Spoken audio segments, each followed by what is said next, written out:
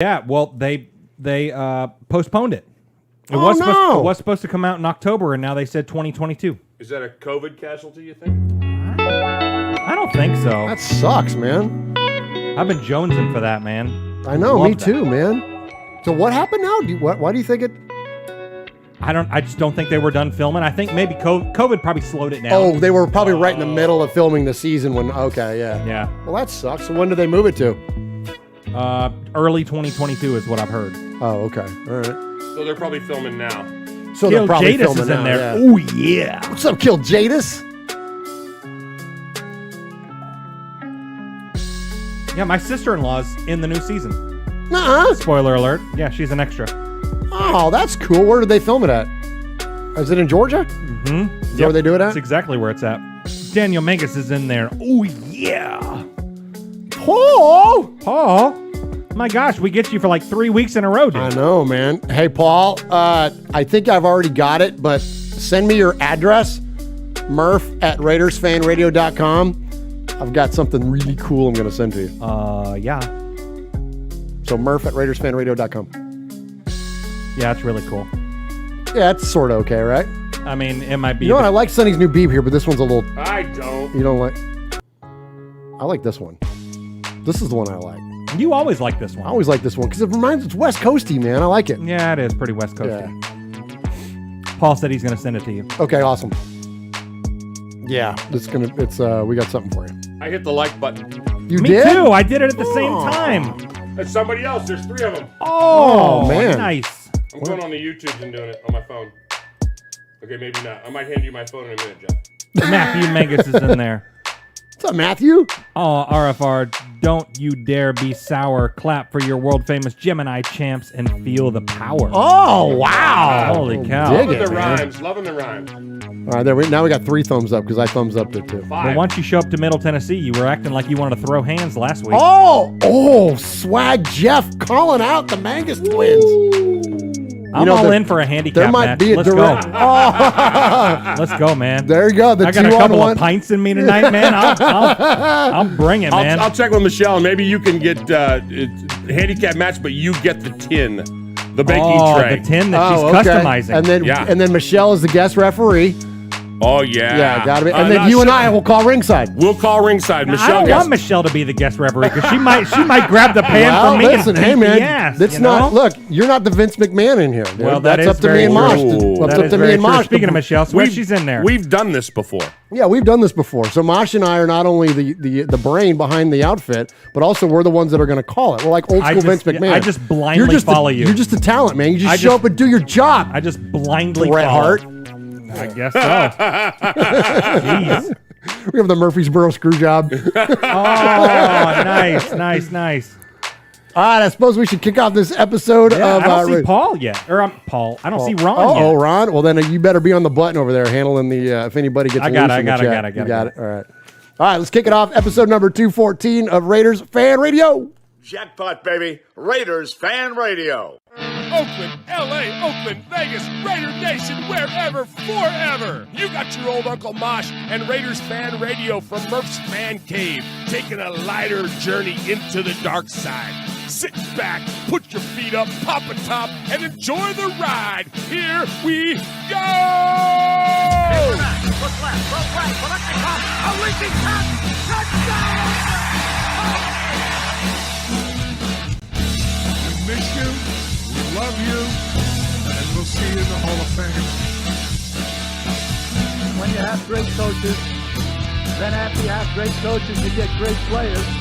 You have a great organization, and you tell them one thing: just win, baby. Way up the middle, intercepted Filipiano at the 50, time running down. Oakland football, and I think Oakland victory. The Raiders have scored on the most zany, unbelievable, absolutely impossible dream of a play. Well, I love this team. I think this team can win. I think this team can win.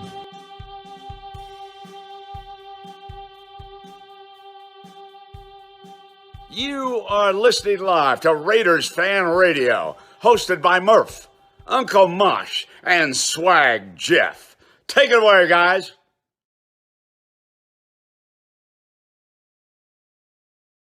Well, thank you, Brent Musburger, and welcome in back to Murph's Fan Cave for episode number 214 of Raiders Fan Radio. We appreciate you joining us tonight. Raider Nation, what is up? And we hope this will be always a fantastic episode of Raiders Fan Radio.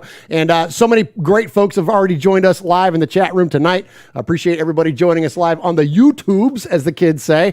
And you can do that as well by joining us each and every week at youtube.com/Raiders Fan Radio. But we also appreciate everybody that checks us out on the podcast.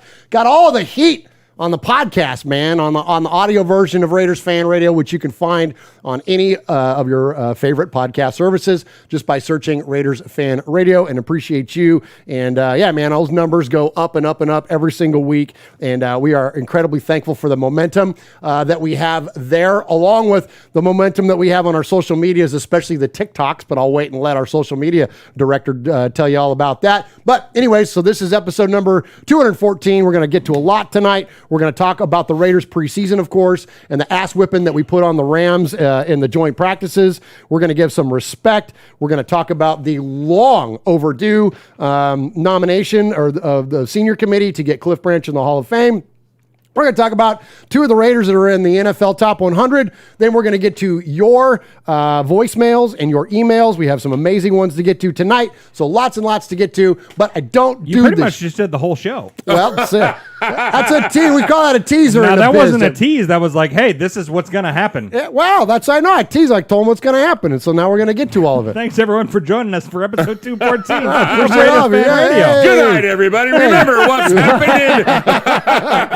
Leave a message 3 times and you can get made. All right. And so, anyways, I don't do this show alone. I do it with my real life. Oh, my name's Murph, by the way, for anybody that's new to the show. Hey, Murph. And we get new listeners every week, so thank you to all of you tuning in. My name's Murph, originally from San Jose, California. I stand 6'4", 213 pounds, diehard Raider fan. Anyways, relocated now to Middle Tennessee. Followed the legendary individual that sits to my right, my uncle, my real life on the show is Uncle Mosh. Thank you so much, Uncle Mosh, for being here tonight and adorning the Western Annex of the Murph's Fan Cave. Thank you. Oh, I'm so excited to be back. I'm just glad that I made it another week, and so Swaggy doesn't have to get another ass whipping next week. No, because he's not in your chair. Yeah, and you know, and the coolest thing about being here, and I'm not going to steal his thunder because he does that in the Steals his thunder? No, in the next little segment over there. Steal your own thunder, but Jeff? I'm excited about being here with our friends Aussie Raider Aaron and Paul Egerton. We got folks from Europe and from Australia, and you know, I'm excited about that. That's pretty cool, man. That is pretty cool that we're worldwide. The worldwide Raider Nation. What's the thing from Prestige. Yes, there you go. That's what I'm trying. Yeah. Wide.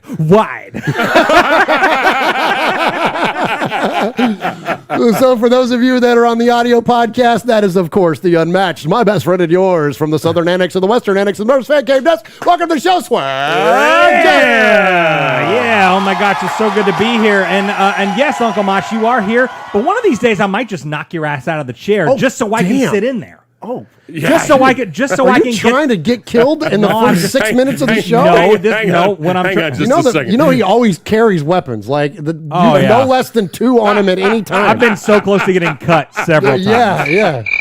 That's the fans that would be watching that. Yeah. Well, no, the only reason I would do that would be to rise the Mangus boys up. Oh yeah, Mangus. They're coming. It's like a tease for your big match. Yeah, man, absolutely. Yeah, the handicap match that I have with the Mangus. I might take that. I might hit their ass with your chair. Oh, yeah. We can call it the chair match. Oh, it's the chair match. Yeah, absolutely, it is. We could do a tables, ladders, and chairs in here, we'd have to replace the tables and the ladders because we're not going to use the desks. So we'd have to use there's a Guitar Hero or a Rock Band guitar behind you. Right. Yeah, so you could go all Jeff Jarrett. You've been trying to get me to hit Jeff with that guitar for about 4 months now. Talk about planting a seed. I thought for sure it would have rooted by now, and Jeff would have gotten walloped by that guitar. But anyways, I appreciate everybody joining us here tonight in Murph's Fan Cave. Who's joining us live tonight in the chat room? Jeff? Yeah, we got Lino, the Full Metal Mexican, the Mangus boys, Big Easy Paul from Shropshire, Mississippi, Richard Acampo, Raider Flash, Michelle Sweat, Big Easy, Kenny Blair, Aussie Raider Aaron is in there. Ron the Mater Raider showed up. Hey, what's up, buddy? Ron? Rogue Code is in there.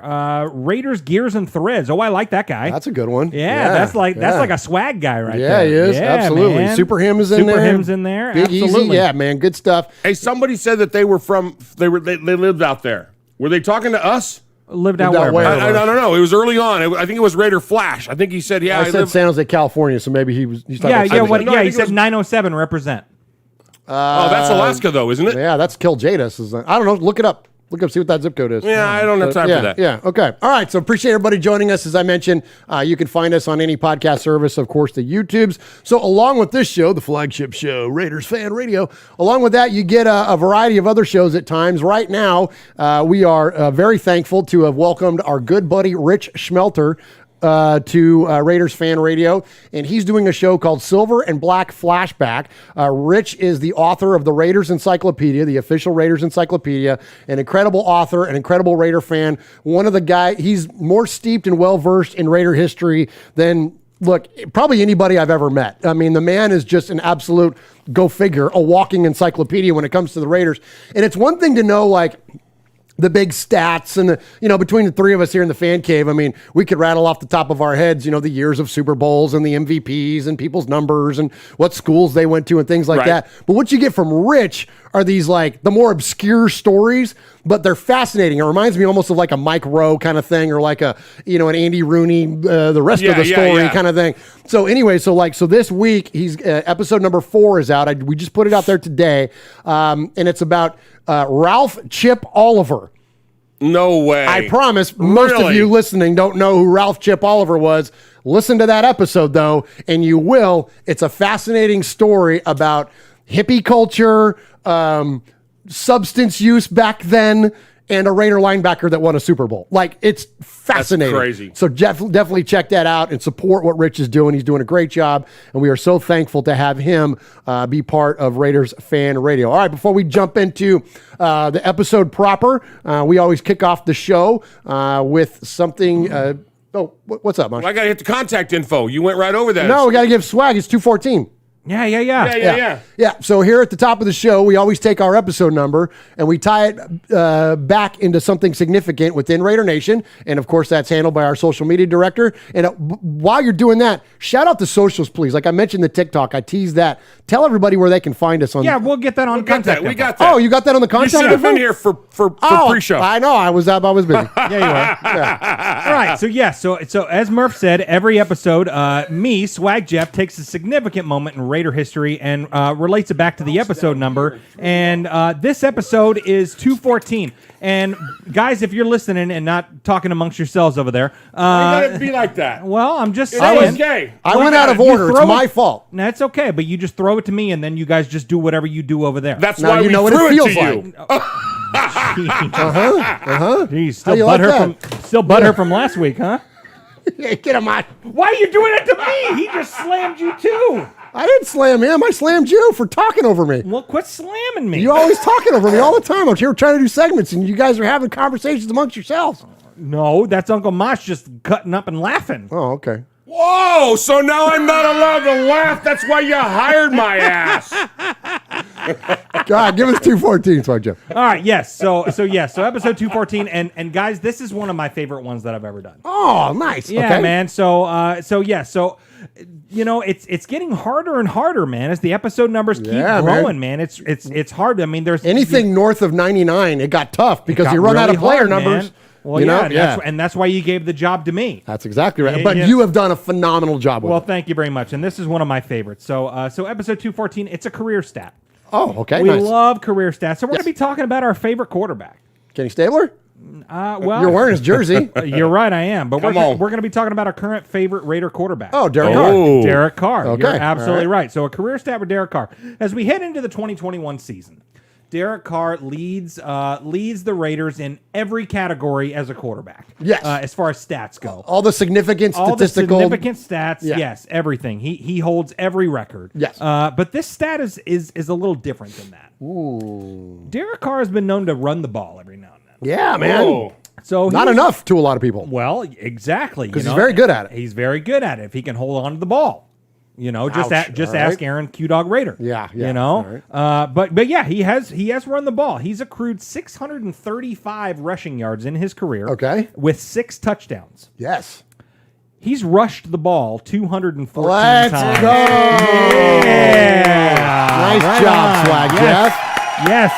Yes. Nice job. Yeah, 214 attempts for DC. Yeah, man. Right man. on, That was a fun stat. That was a good one. That's why we used to call him Baby Aaron. Remember Baby A-Rod? Like, remember like his first few years in the league, like he had the same look to his mechanics, his footwork, and the way that he would screen. Because Aaron Rodgers is one of those guys. Like, you don't think of him as a runner, but if he can get out, he'll make someone miss and take off and what I mean? man. And Derek will jump and lower his head and all kinds of crazy stuff. Absolutely, yeah, he's not afraid to do that. Heck no, man. DC's a tough dude. All right, let's go ahead and hit. So I wasn't here for this, so I'm just going to throw this to Mosh blindly. Let's get over there and hear the contact info. All right, boys and girls, pay attention. You got your old Uncle Mosh here with an update. That's right. I got some stuff That's for you. getting old, Jeff. Yeah, I hate that. It's dated, buddy. It's dated, buddy.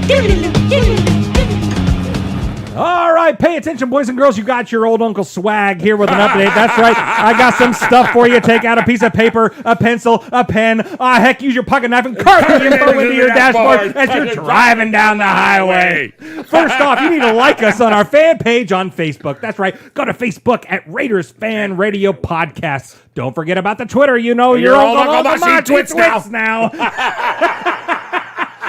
Yes, you can find us on a multitude of ways. Of course, yes, you can call the hotline 909-345-3346. That's 909-345-3346. Yes.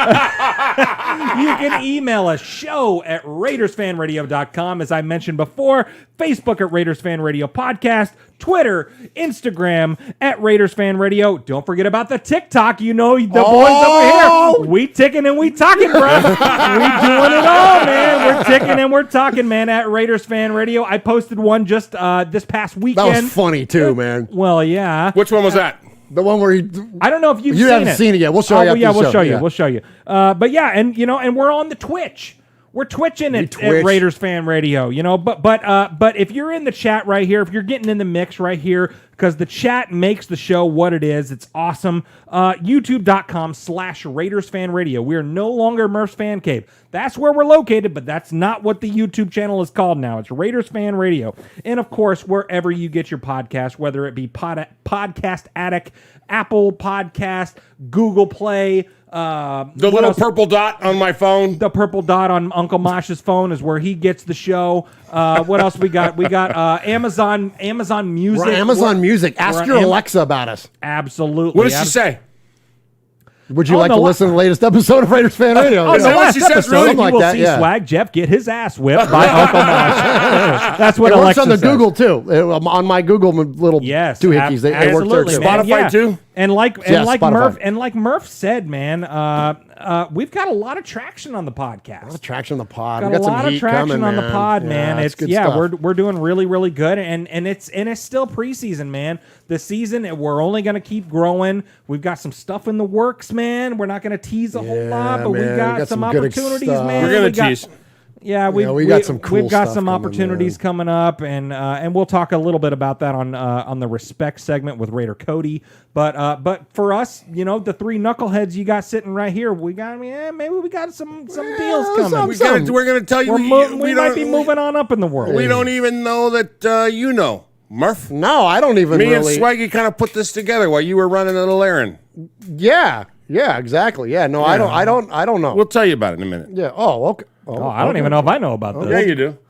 Well, go ahead, Mosh. Go ahead. No. It's coming up. It's Okay, coming good. up. We'll hit a break and then go into it. Oh, yeah. Oh, that. Yeah. No, we'll go get to your that. respect. Yeah. Okay. We'll hit us a break and then we'll jump into some respect. Okay.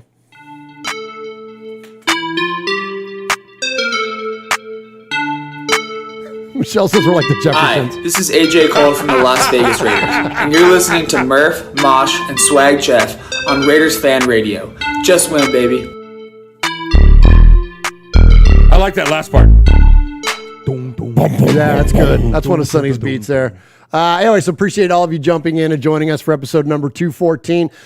Swag Jeff, shout out the chat, but before you do, I want to call out one person in there. Okay. Navy Vet 43. So being that we're in the respect segment, much respect to you for serving our country and defending our democracy when you went to work every day. And also, I want to celebrate, of course, anybody that is a service veteran or a current active military, including my oldest son, who is going to be graduating from Navy boot camp here in just a couple of weeks. So anytime I see any of that Navy stuff, man, it just absolutely I got a letter jumps from out at him me. yesterday. Remind me to tell you. Okay, good deal. Yeah, Nice. so appreciate you, Navy Vet 43. All right, Swag Jeff, who else is in there? Yeah, we got Kevin the Raider Nerd, Raiders Gear and Threads, Raider Flash, Storm, Christopher Cena, Big Easy, Lino the Full Metal Mexican, Pineapple B122. We're going to call you Pineapple. We're going to call you Aloha Corner. Kill Jadis is in there. Navy Vet, of course. Michelle Sweat, Miguel Ruiz, Tyrone Graves, the Mangus Boys, Kill Jadis, Damage Inc. Raider Nation Scotland, QB Jeff. We got the whole crew. Awesome, man. Love to see everybody in there. And so, all right, so here at the top of the show, as what is this? How many minutes are we on? We're only, 27 minutes in, something like that? Man, we started 6:05. 20 minutes in. Now we're good. 20 minutes. It's the top of the minutes in. show, sub 30 minutes, top of the show. We got time to play. We like to give a little bit of respect. We don't do props. We don't do shout-outs. There's nothing wrong with those things.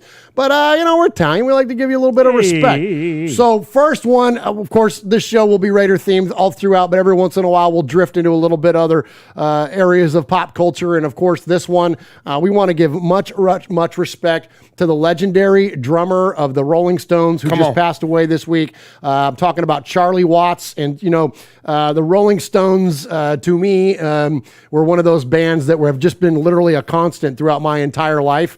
Being born in 73, they got their start in the 60s, of course, and just have never stopped. And I was talking to my son Vinny the other day about the Stones. We were talking about there are some bands, like, you could say, like, in modern day, like, it's like the Foo Fighters. You could even say, like, U2 or whatever. But but then the Stones are like, there's some bands that are just always relevant. Like, regardless of what genre or anything, there are just some bands that are consistently relevant. These guys are 80 years old, and they're still relevant. And so, Charlie Watts is one of the best drummers of all time, one of the most amazing timekeepers, and just, much respect to him, and condolences to the family. Rest in peace, Charlie Watts. And to tie it back to the Raiders, I'll tell you this. I've seen the Stones twice. The first time I saw the Stones, 1991, 10 rows back on the grass at the Oakland Coliseum. Look, I'm getting chills. Oh, nice. Absolutely incredible show. Living Color opened for them. And one of my favorite parts about that show is I went with my mom. Yep. That's what I was going to say. And she snuck in a bottle of peppermint schnapps into the show, which was really funny. And so her and I got schnockered at the show. But riding back, one of the funniest things, so we're on BART because we parked at Fremont. Right. And so we're riding BART from the Oakland Coliseum back to to get to our car. And my mom starts going, hoo-hoo! Like from Sympathy for the Devil. Yeah. And the whole BART car starts in, please allow me to introduce myself. It was freaking amazing, man. So anyways. I went to a concert with your ma too. And I was 17. I won a concert to see, I went into a contest and I won to see Neil Young in concert at the LA Forum. Oh, cool. Right? So the radio station is like, oh yeah, but the only drag is, dude, you're 17. You got to bring your parent or your guardian. And I'm like, okay. So I called your mom. Yeah. And I go, live for me. I'd already moved out. I was living on my own, right? And I'm like, tell him you're my guardian. She's like, okay. So we go to the airport, right? The limousine picks us up. We go to the airport. We're going through the metal detector, right? And it starts buzzing. And she's like, go to the gate. Go to the gate. Why? She goes, I got weed in my bra. So I take off, right? I leave your ma at the gate, right? Yeah. Well, your ma, she's a big girl, right? Well, it was the underwire. Yeah. Of her bra, not the weed. Not the weed. Yeah. They don't have weed detectors. Oh my God, Swag, you got any Stone stories? No, I've never you been got to stories. You worked with my ma. His ma. Oh, yeah, it had nothing to do with the Stones. Nothing to do with the Stones and Charlie Watts. She might have been stoned, but yeah. But anyway, so much respect to Charlie Watts and certainly condolences to the family. All right, next up, all right, here we go. We're going to hit it hard on the Raiders here. Yeah, we are. We want to give respect to the GOAT. And when I say the GOAT in the most recent Raider history, there's only one GOAT, and I'm talking about number 24. I'm talking about Charles Woodson. Well, yeah.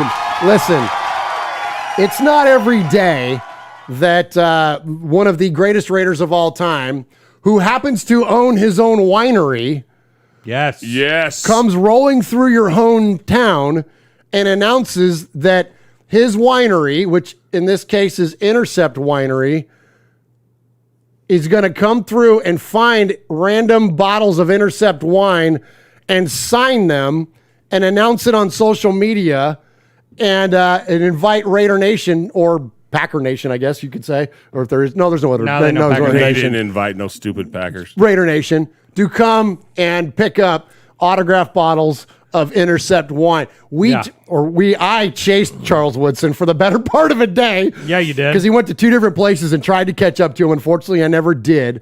But he signed a handful of bottles at two different liquor stores, and I went and chased down a handful of bottles. So we were, so I've got one.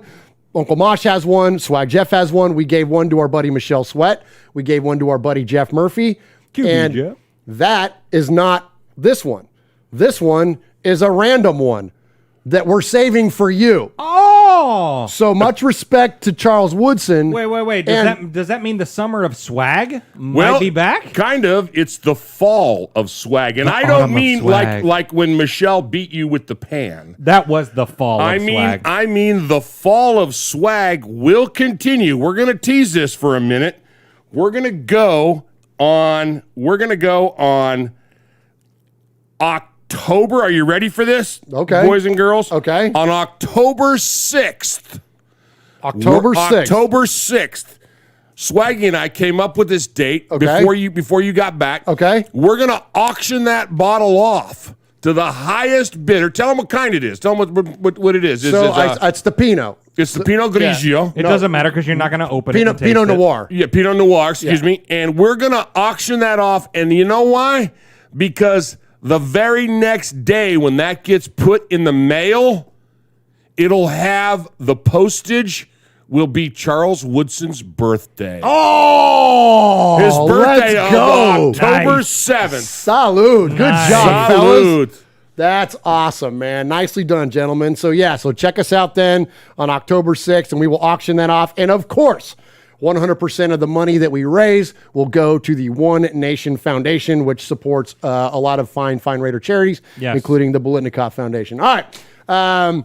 Next up, I want to give respect to an unnamed person because this gentleman, I just revealed who it is. Well, It's a man. At least it's a dude. Be nice. So this gentleman helped us get tickets to the Week 3 game, which is the second game ever in Allegiant Stadium, and he sent me the tickets. And guys, these are amazing. So the tickets, everything's done online, but there's a physical ticket that's for a collector's item, and check that out. Is that Blanda That's on it? Blanda on there, and on the back, it's got all Blanda's like stats and stuff. No way. Yeah, It's almost like trading card. like a trading card. Yeah. How So fun. isn't that so cool? So anyways, so we appreciate that certain person that helped us get these tickets. We appreciate you sending me the physical copy of those, so we got the souvenir to hang on to. And so Cousin Sonny and I are going to be at this game. It is on September 26th. So if you're in Vegas on September 26th, definitely come and look up your buddies Murph and Sonny.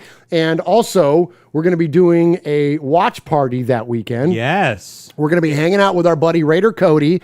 And so Cody's doing a pregame, a watch party, and a postgame event at the Sahara Casino for every single Raiders home game.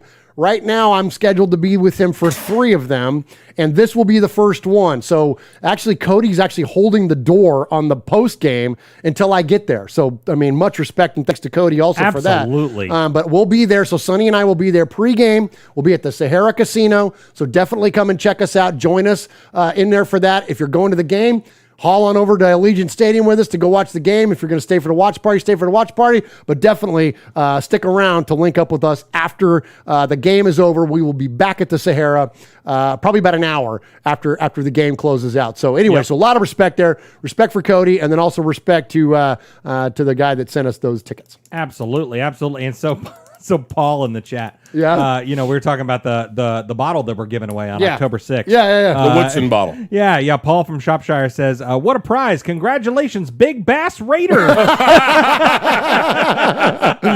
Of course, Big Bass Raider, the guy that went 4 for 4 on he some won of our the Summer of Swag. He won the Summer of Swag. Thankfully, we had enough swag to include many other folks as and well. I think for this one, we'll have to do something a little more proper than poker chips. We might do it the way that you normally used to do The it. silent auction? Where we put maybe not even that. Just put the names in there and just hit the button.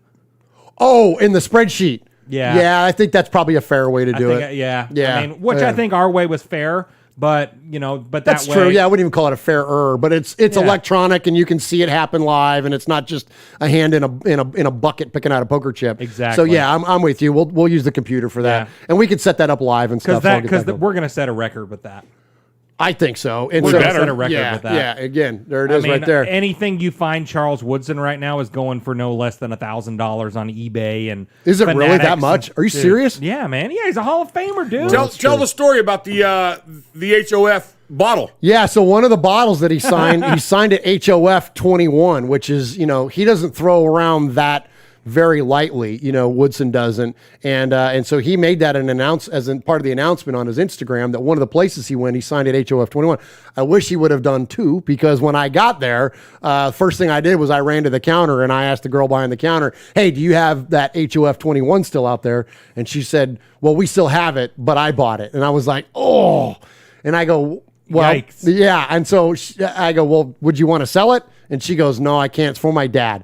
And I go, well, okay. And she goes, my dad's a huge Charles Woodson fan. I'm like, sure he is. I'm like, okay, like what? Not being totally dismissive, but I mean, like, we're in the middle of Tennessee. Like, how many rampant Charles Woodson fans We are better running not around? see that thing on eBay. Exactly. And she goes, it's for my dad. And I go, okay. And I go, is he a big Raider fan? She goes, oh my gosh, he's a nut. And I go, really? And I go, so am I. And I showed her my tattoo. And she goes, oh my gosh, that's awesome. She goes, no, really. She goes, it's for my dad. She goes, he's really excited to get it. She goes, I hope you understand. And I'm like, well, of course I do. I'm like, okay. I'm like, yeah. Yeah, I And it understand. was- I would have wanted one of my but I kids. hate you. Yeah.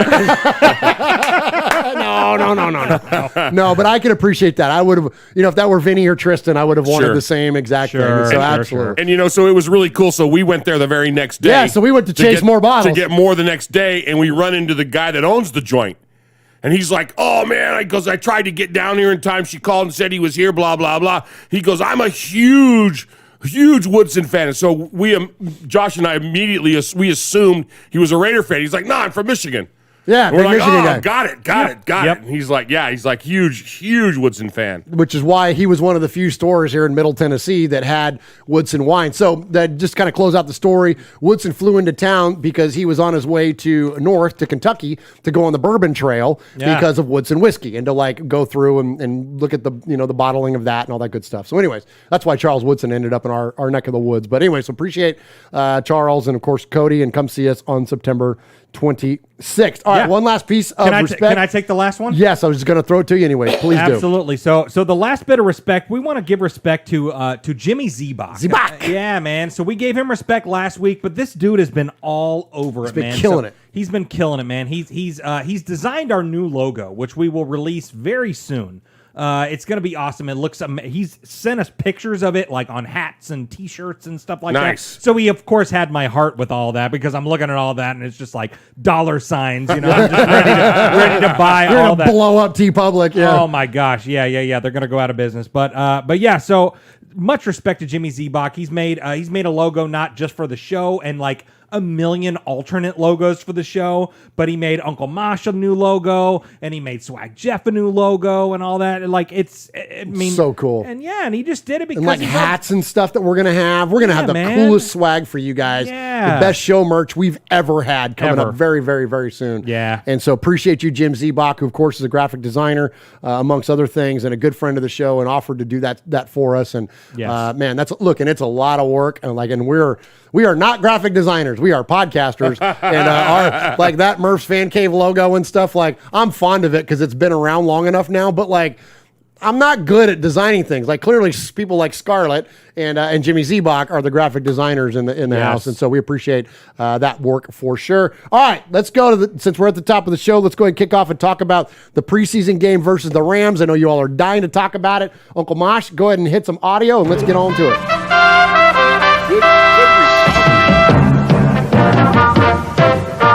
This is Raiders Fan Radio. I'm Brent Musburger, and I don't care who wins as long as it's the Raiders.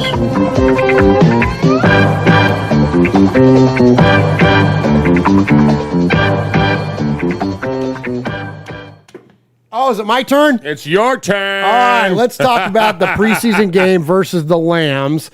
This was great, man. I mean, it's not often that I get overly fired up about preseason, except every year. But in this case, I thought we saw some pretty unique and special play in terms of within the preseason context. It was a fun game to watch. It was a fun. We had fun watching that. That's what I mean. Like, how many times have you watched a preseason game and like by the time you get into the waning, minutes of the third quarter and whatnot, it's like, okay, it's cool because it's the Raiders still, but it's not like exciting or nothing. But damn it, if we didn't put out a good product in SoFi Stadium, Mosh. Yeah, and you know what was really cool is, of course, we were watching it and we're getting the Lambs feed, right? And they're like, they kept saying, oh, Mr. Unsackable. Oh, well, he got just thrown for a loss of 6 there. But Mr. Unsackable, and it's like, oh my gosh, that Hobbs kid. Oh my gosh, Nate Hobbs is fun. I freaking love that kid. Yeah, he's working his way up to a starting job. Absolutely. And we watched that game late. Like you and I didn't start watching until 11 p.m. because we watched SummerSlam from Allegiant Stadium. Yeah, so it was, of course, it was great. It was great to watch it through the through the fast where you can go through the commercial and all that. But Aussie Raider goes Silence of the Lambs. Oh, nice, nice. Because it was true, man. But what a game! What a game! Our young guys, man. They're studs, except for number 77. Oh my gosh, man! He man! had some issues. That was a rough outing for 77. But man, just a lot of fun to watch. I think that you see a different, certainly mentality when it comes to defense, and whether it was the young guys, you know what I mean, or even some of the, I call them starters, but some of the guys that played early, just a different mentality, a different swarm to the football, a different mob mentality that you'll see, and we're going to talk about in a minute. But just really fantastic to see the impact that Gus Bradley has had on the defense, and as much as the players are getting credit for the sacks and the pressure that we're generating. I said this last week when we were talking about the Hobbs sack. Absolutely. It's freaking Gus Bradley, man. Like, yes, they're executing, but Gus Bradley is dialing it up here in the preseason, and which he's not known for, and it's just been awesome. And so speaking of Nate Hobbs, like, that last week I was kind of like, I don't want to say it was buyer beware, but I was like, okay, it was a big sack. It was flashy. It was fun to watch. But, like, are we really going to start, how is he going to follow it up? Yeah, we're going to proclaim him a starter, like, out of day one. Well, then all of a sudden now he follows it up with another good game. Amik Robertson follows it up with a fantastic game. Absolutely. That guy is climbing the ranks, too, in terms of, like, a favorite to watch. And here's the thing I dig about him is that, like, he's, quote, undersized, but he plays outside like a big man. Like, he reminds me of, like, I'm trying to remember what that guy's name was that used to play for the Texans. He was an outside corner too. And he was like 5'8", but he had such incredible leaping ability and like range and length to his game that it's like he played like he was 6 feet tall. So it didn't matter that he was 5'8". I'll come up with his name in a second, but like, absolutely amazing effort on behalf of the young secondary, man. And I'm freaking fired up. And, not to mention Trey Vegas. Yeah. So what did you think, Swag? Well, before the game, I tweeted out a tweet that said, I'm hearing word that it might be Aloha Corner night out in L.A. And it almost was, buddy. Well, it almost was. And then I tweeted about at halftime and said, this tweet didn't age well. Yeah. Because they're saving them for a trade. Unfortunately. Well, yeah, I don't know, but Carr had a really good thing that they brought up on that. Remember when we were watching it and they go, Derek said that he doesn't want to see Marcus get in the game. And he doesn't. He didn't say that he didn't want to see Marcus get in the game because he doesn't want to see Marcus do well. He said he doesn't want to see Marcus get in the game and do well because he doesn't want another team to pick him up because he really likes the guy. Well, absolutely, Yeah. absolutely. Well, and and they've talked about using him for different packages and stuff like that, in the red zone and stuff like that. So, Sure. I mean, and that's where he would shine. That's where he shined in Tennessee. Right.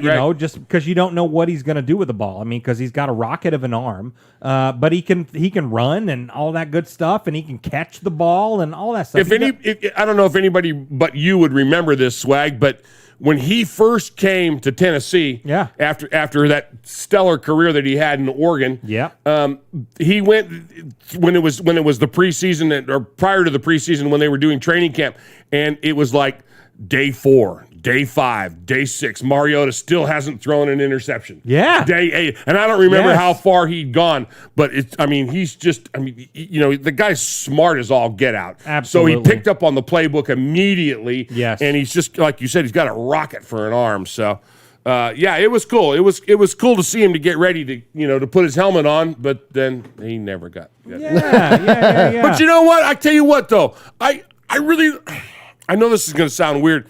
I like Peterman. You know what? It's funny. Like, Raiders caught a lot of shit when they signed him, but the way that John Gruden has backed his guy, and now you see glimpses, or not even glimpses, you're seeing entire game films now. I know it's preseason, and I know he's going against second and third tier players. I get all that. I'm not trying to oversell Nathan Peterman by any means, but you certainly see the capability.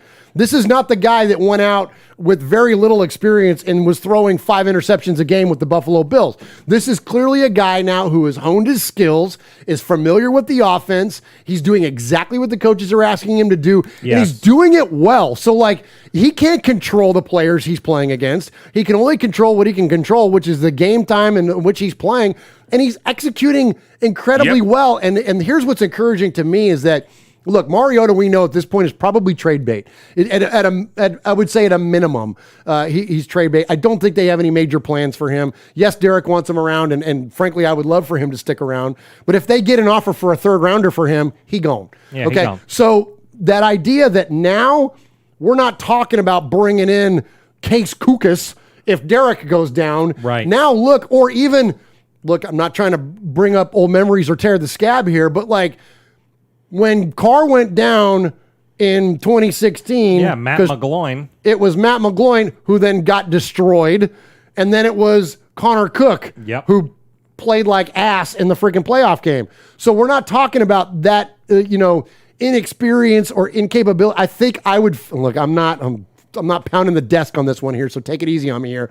But I feel if something happens to Derek, if it's not Marcus, I feel more comfortable with the idea that it's Peterman more so than any other backup situation we've had to date. Is that a fair way to put it? I totally agree with that. The first 2 weeks of this preseason, it seems pretty clear that Peterman can run the Derek Carr offense. There you go. So, yes. I think that, he's been able to step into this preseason, and yes, it is preseason, and everyone, the hype is high, and, it's obviously not the starting players on the defense of the opposing team, but yeah, man, he runs that offense well.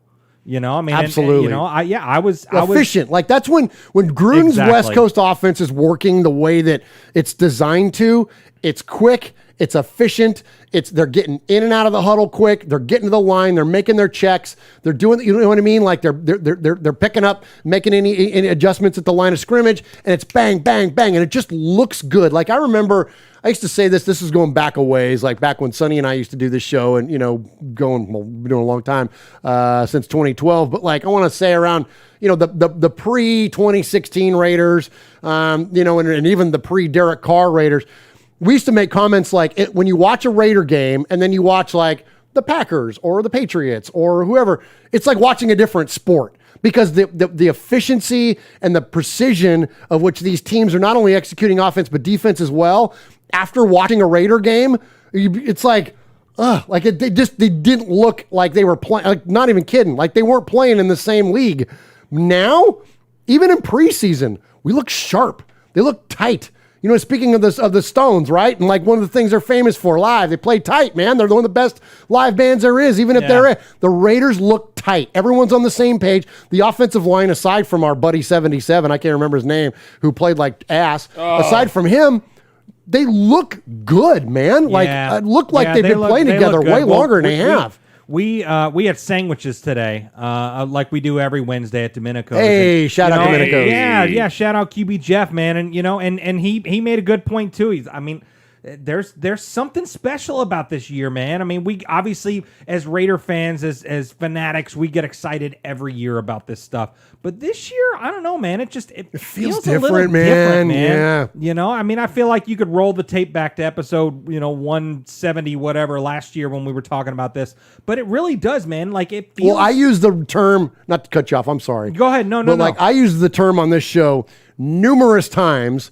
Thank you, Raiders, for relieving me of the burden of expectation. I've said that term on this show 150 times. Absolutely. Because I'll get to a point with them and I'll be like, okay, thanks. We're just going to be this team that's going to either narrowly miss the playoffs or suck ass from the rest of the way out. Thanks, Raiders. Now I know I can just enjoy my Sunday and not have to expect us to do anything fantastic. Well, you know what? I'm feeling some expectations coming into this season, man. Like this is exciting. And when you listen to like all the reports that came out of these joint practices with the Rams, they're throwing hands. They're not taking any crap from anybody. Yep. Like it's reminded me, Mosh, like I swear this current incarnation of the Raiders feels like the most Raider team that we've had in numerous years, right? A long time. And you were there front and center for the old school Raiders of the 70s and early 80s. Like you saw this stuff from the front steps. Like and I'm thinking in a lot of retrospect, you've seen it. Does it feel that way to you? Excuse me. Yeah, every week, every year, every week, actually in the season, but every year does. But and I get it that it is preseason. But if the guys wanting to make the team are playing with this much fire and this much intensity, the guys on the sidelines. I mean, who was the first guy in the end zone after the touchdown? Derek Carr. And then Henry Ruggs right after him. Yeah, and then our guy Waller. And then Waller. In the hoodie. And the hoodie. Yeah. I mean, man, if the guys looking to make the team are this fired up, what about the guys who already are not necessarily shoo-ins, but didn't dress out? Absolutely. Yeah, man. Well, so I'm trying to think of a season, and yes, I am a newer Raider fan, but I'm trying to think back of a season when we had this much to look forward to on different parts of the defense. Of obviously the offense. Get to go to some Khalil Mack version of it. Well, exactly. But, because, obviously we're all excited about this offense, with Derek Carr back, off of one of his probably best seasons that he's had since that 16 run. Darren Waller in his prime, Josh Jacobs in his prime, Kenyon Drake. Right. Preach. You got wide receiver 1 and 2 with Ruggs and Edwards. That's so much to look forward to. Obviously, you got third and Renfro. But on the defensive side of the ball, I'm so excited not only for Yannick Ngakoue, Max Crosby, and then you move up to the safety spot. I'm so excited for Trayvon Moehrig and Jonathan Abram. And then you look to the outsides, and I'm so excited not only about Casey Hayward, the veteran, coming in to teach these young guys, but now you've got what's his name? Thank you for this. You're welcome. Yeah, I just handed Jeff the depth chart because I know where he's going with this. Absolutely, So you've got Mullen and you've got Arnett, but now you got these young guys that are stepping up. You've got guys like Amik Robertson and Nate Hobbs and stuff like that. And then even you look in the middle, Tanner Muse had a pretty good game. Tanner Muse looks good, yeah, dude. man. And put on weight and wearing 55. Let's go double nickels, dude. Like exactly, I love it, man. And was able to trip up and get a sack, man. And stood up and he's smashing his helmet and he's excited, man.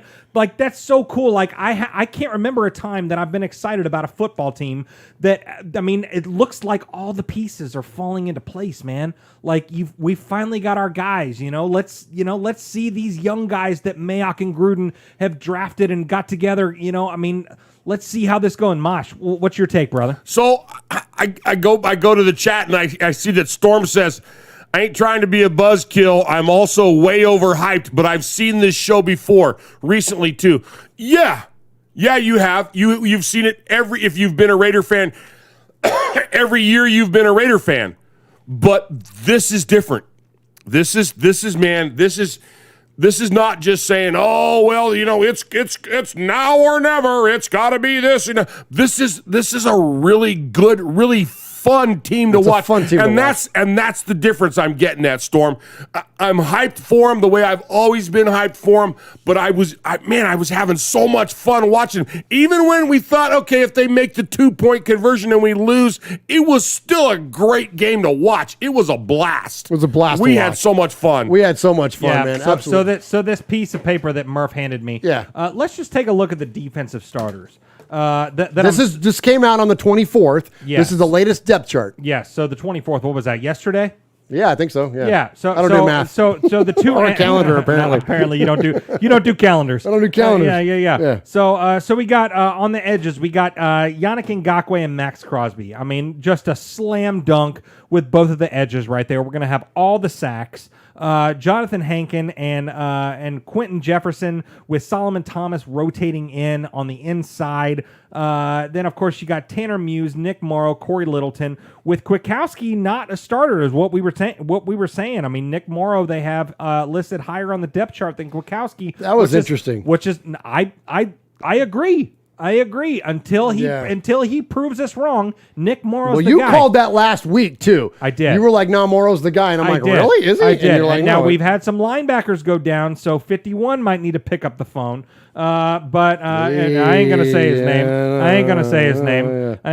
name. But then you got Mullen and Hayward, Nevin Lawson, Nate Hobbs, Damon Arnett, Amik Robertson, Bleedy Ray Wilson. I mean, you got all these guys just depth so right deep, there. Man. So and deep, a lot of these man. guys, and they're going to get, look, we got cuts galore are coming. We already saw that there was a bunch that happened not a bunch. There was, 3, I think, on the offensive end. And sadly, one of those players that got cut was Marcel Aitman. I mean, I say sadly, I mean, it was going to be expected. Look, we're so deep in the wide receiver room. Swag mentioned it. You got the 2 rookies are going to be starting on the ends. You're going to have Ruggs and Edwards. You got Third and Renfro. And then it just kind of rounds out from there with a bunch of veterans with guys like Zay Jones and John Brown. And so you quickly start running out of room for a guy like Marcel Aitman, who's been lingering around for a while. Yeah. But the good thing about Aitman, at least in his, and listen, I say this too.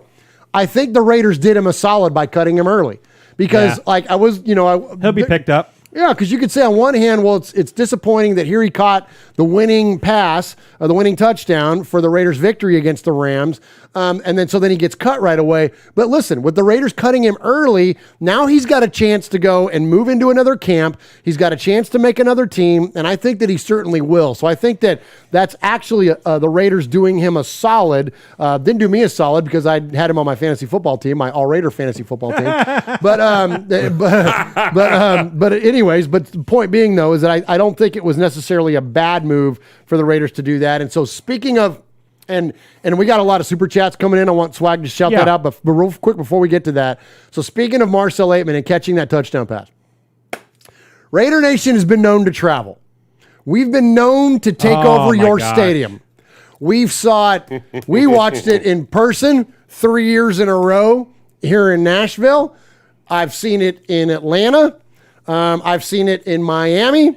I've seen it in Houston. We've seen the Raiders take over your stadium numerous times. And we are often known for, or historically known for, taking over Qualcomm Stadium, where the San Diego Chargers used to play. That was often referred to as our southern home game for the Raiders. Well, now the Chargers' new home is SoFi Stadium because they're piggybacking off the Rams because they can't get their own place. But listen, anybody that's watching or listening to this show, you know, along with every other Raider fan, that LA is a Raider town. The only people that don't know that LA is a Raider town are the NFL, the Los Angeles Rams, and the Los Angeles Chargers, because their arrogant asses thought that they could move 2 teams into Los Angeles, and people would show up to watch them. Well, guess what? You moved the wrong effing team into LA. If you look, and I'm thankful they're in Vegas. This is not me griping about that. Right. But from a business perspective, if you wanted to get ratings in Los Angeles, you moved the wrong goddamn team. And was it not on further display and no better evidence than the preseason game? And I know, okay, a lot of people sell their tickets because it's preseason, yada, yada, yada. You can spew out all the excuses you want. Bottom line is that 70% of the people that went to the game at SoFi Stadium were freaking Raider fans. And if you don't believe me, I've got some audio evidence for you. This is the winning touchdown, okay? This is the pass to Marcel Aitman from Nathan Peterman. This is taken from the end zone. This comes from user Mr. Big Kirk. I want to give him respect on the TikToks. So Mr. Big Kirk did this video. This is from the end zone where the pass was caught. It's literally all black. It looks like the black hole in SoFi Stadium. And listen to the crowd reaction and tell me if this sounds like a typical road game.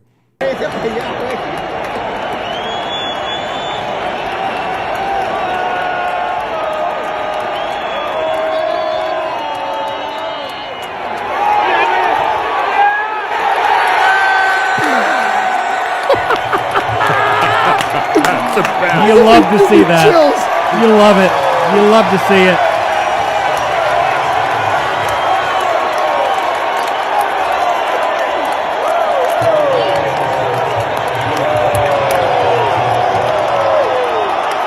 Listen to that crowd.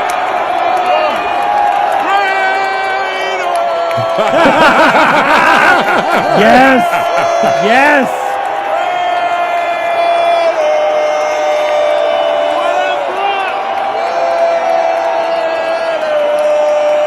All right. That's so funny. Good luck, San Diego Chargers, when you're playing in the Rams house and the Raiders come to town. Yeah, man, that was absolutely fantastic. So anyway, great win for the Raiders. And that's I use that term lightly when in terms of preseason, but it really was, as Mosh said, it was so fun to watch, and just a great evening for Raider Nation, both for everybody that was there and everybody that got to watch the game on TV, and of course for the players that were on the field as well. And so let's check in with the Raiders as they depart the field. So you're going to hear Damon Arnett, you're going to hear Nate Hobbs, you're going to hear Marcel Aitman, you're going to hear all those guys that feature prominently in the game of Meek Robertson as they walked off the field, and check out some of the stuff they had to say. This is great.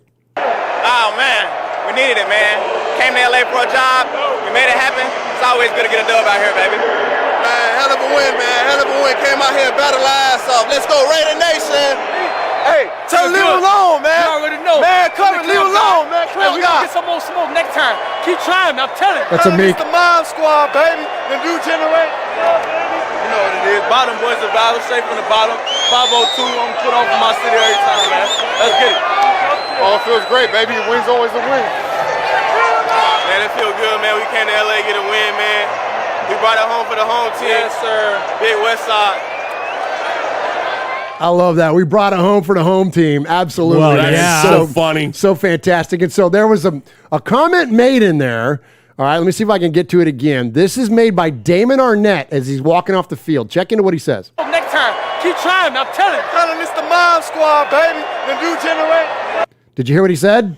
The Mod Squad, the new generation. Mob, but with a B. Okay. The Mob Squad, the new generation is what he said. Now, I'm old enough to remember the Mod Squad like you are. Right. Jeff, you might remember the movie that came out, I don't remember, it was the late 90s or early 2000s with like Claire Danes in it or whatever. And it was a re-envisioning of the old TV, the 60s, of the 60 TV show.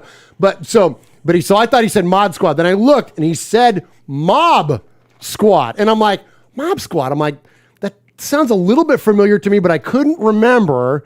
So, Mosh, I decided to launch into what we're going to feature as a new segment here on Raiders Fan Radio, and that is a Reefers.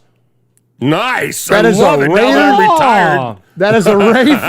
That is a Raiders Fan Radio investigative report series. Nice. So let's go ahead and take the term Mob Squad and launch into this special investigation.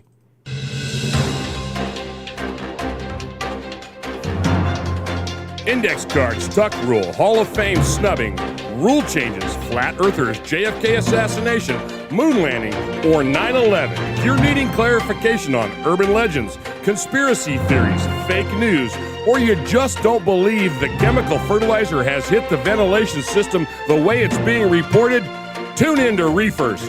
That's Raiders Fan Radio Investigative Report Series, where we deliver the straight poop, and that's no bullshit. All right, gentlemen. Give it to us, buddy. Give it to All us. right. So first, what I did was I launched in and I researched the term Mob Squad on the Google machine. That's what the kids call it. So I searched Mob Squad. This is what Urban Dictionary says is the Mob Squad. Mob Squad. A pure combination of majesticness and swag to form an unbreakable band of brothers. Legit. Nice. I'm like, okay, I hear you, Damon Arnett. Mob Squad, the new version. That's my dude. I That's love my dude. that. Okay, but wait, there's more. Oh. Like Paul Harvey would say, the rest of the story. The rest of the story. So this is where this term, should we accept it to be the new moniker, a la the Soul Patrol, okay? The new moniker for the Raiders secondary, the Mob Squad. This will determine whether you all decide we're on board. And I want to hear it from the chat room, and I want to hear from you guys here in the studio, whether you think that we need to start calling this young Raiders secondary the Mob Squad. Now, I just told you what the definition is, and I think 100% that fits. So here's where Damon Arnett got incredibly clever. This is amazing. The Mob Squad was a previously used term for the Rams defense. Oh my gosh. So here I'm going to go to an interview I found with former Rams defensive tackle Michael Brockers talking about how they came up with the term Mob Squad. A flock of Rams is called the Mob, so we came up with Mob Squad, and that's this defense, and that's how we attack. It's not just one of us, you have to play all 11 of us. So a flock of Rams is a mob, so it was a Rams nickname for their defense. Damon Arnett drops that in the Rams house after thumping their ass in a preseason game. I want to know what you guys think. Are you in on that, or are you out on us nicknaming? Mosh, let's start with you. What do you think? I think that was a ballsy move. I think that's like getting on the bus and driving around Chief Stadium. That was and the cerebralness of it. That's what got that's exactly what I was about to say. To be the historian of the old Rams. First of all, a flock of Rams. You have a flock of geese. You have a herd of livestock. Okay, what? Well, I don't. It's a group of Rams. Yeah. So you're in. So thumbs up for Mike. 100%. All right, Swag Jeff. I don't know if I'm in on that being the new nickname of the defense, but where I was going to go with that was the cerebral thing. Getting in your opponent's head. Yep. That would, to me, it would fire me up so much to have Damon Arnett go in after we beat the freaking Steelers' ass in week 3 and be like, hey, man, we're the new Steel Curtain. You know what I mean? Like Come that's on. the kind of stuff. Well, people do it to us all the time by calling themselves Raider Nation or whatever nation. I know. Right, you know right, what? right, Yeah, yeah. let's throw it back in their face, man. Be like, hey, we're the new whatever it is. You know, I mean, Yeah, All right, I so love you're in. that. Get in the head of the opponent, man, because that's what Raider football's all Raider about. football's all That's what about, we did in the dude. 70s and the 80s, man. We got in your head and we knocked your block off and we, cussed you on the field. And we wrote swear words on the football. And absolutely. Yeah. Exactly. Yes. I love that. I'm with you, dude. That's a thumbs up from Murph, too. So we're all three around the horn here in the fan cave. We all love this. So Raider Nation, I'm curious. I can't read the chat as we're doing the show, but I can't wait to go back and read what your all's opinion on it is. Storm says a group of Raiders is called a scar. Ooh, nice. I like it. So there's a couple. There's a guy in there named Ramley. Okay. And Ramley is saying, come on, think of something original. That's the Rams name. Well, the whole idea was it was a poke at you. You know, it's just like Swaggy said. Welcome to the new steel curtain. So I'm assuming where's your purple people eaters now if we're playing Minnesota? Right. You know, hey, we just crushed your orange defense. You know, I can go on and on and on. You know, so I think the shot at them was more than the mob squad. Well, I think so. I agree with you, and I think that ultimately here's where what sold me was my first drop on it in this Reefers, which is the Raiders Fan Radio Investigative Report Series. A mob squad. Let me read you that definition one more time, and then we're going to move on to the next segment in the chat room. But I want to hear a mob squad, a pure combination of majesticness and swag to form an unbreakable band of brothers. I love that. That's it. That's all you need to know. Let's go. Man. Let's go, Mob Squad. I love it. Let's go, Raiders secondary. I love that. And you know what? And you talked about Ramley in the chat because clearly there's no Rams fan radio. So thank you, Ramley, for joining. You and Hefe KC should grab a beer and watch the show together. You know, absolutely. Hey, Raider Nation, this is Max Crosby from the Oakland Raiders. And goes down, and Max Crosby, who forced a fumble last week. You're listening to Murph, Mosh, and Swag Jeff on Raiders Fan Radio. Thank you so much. Just win, baby. Also, too, Mosh, you know, something I didn't mention in that last segment about the game, but like I'm going to give you a read from Tashawn Reed on Twitter in talking about the joint practices with the Rams, which I did mention were full of fisticuffs and whatnot. He says, looked like team drills are over. The Raiders defense had a few lapses, but outplayed the Rams offense today pretty clearly. Now, we're talking about the ones going against the ones. This is not the backups. They forced 3 interceptions and played well against both the run and the pass. No reason to go crazy, but it's an encouraging sign. And I think ultimately that's the big takeaway of this preseason activity is that, like, I feel encouraged. You feel encouraged. Chat room, I'm sure, feels encouraged. Anybody that watched the game, man, the big takeaway is to be encouraged at what the Raiders are doing. You know, it doesn't mean that it's going to necessarily spell, 17-0, but we definitely have got some serious momentum. All right, so with the latest super chat that's in there, Schmucky flip it over to me because I haven't read them and please read what their comments are too, and they'd give that. Give us that money. I can't scroll up that far, but Schmucky the Raider Bear says, I'm starting to get more excited about Arnett this season. He seems to be taking it all more seriously than the earlier rumors indicated. So Schmucky the Raider Bear, a $5 donation. Tyrone Graves earlier, a $5 donation. Aaron the Q Dog Raider says, I raised him and donated $5.01 to the One Nation Foundation. And then Foxy Scorpio said, to hell with both of you, I gave a $9.99 donation. Nice. Thank you. Absolutely. So thank you guys so much. 100% of that money goes to the Raiders, to the One Nation Foundation. Yeah. And we've got a few, right? We've gotten a few donations. Yeah. Like, did you get them all? I think we had 3 or 4. Aaron the Q Dog Raider, I saw, dropped a 501 on us. Yeah, there's a handful. That's what I said.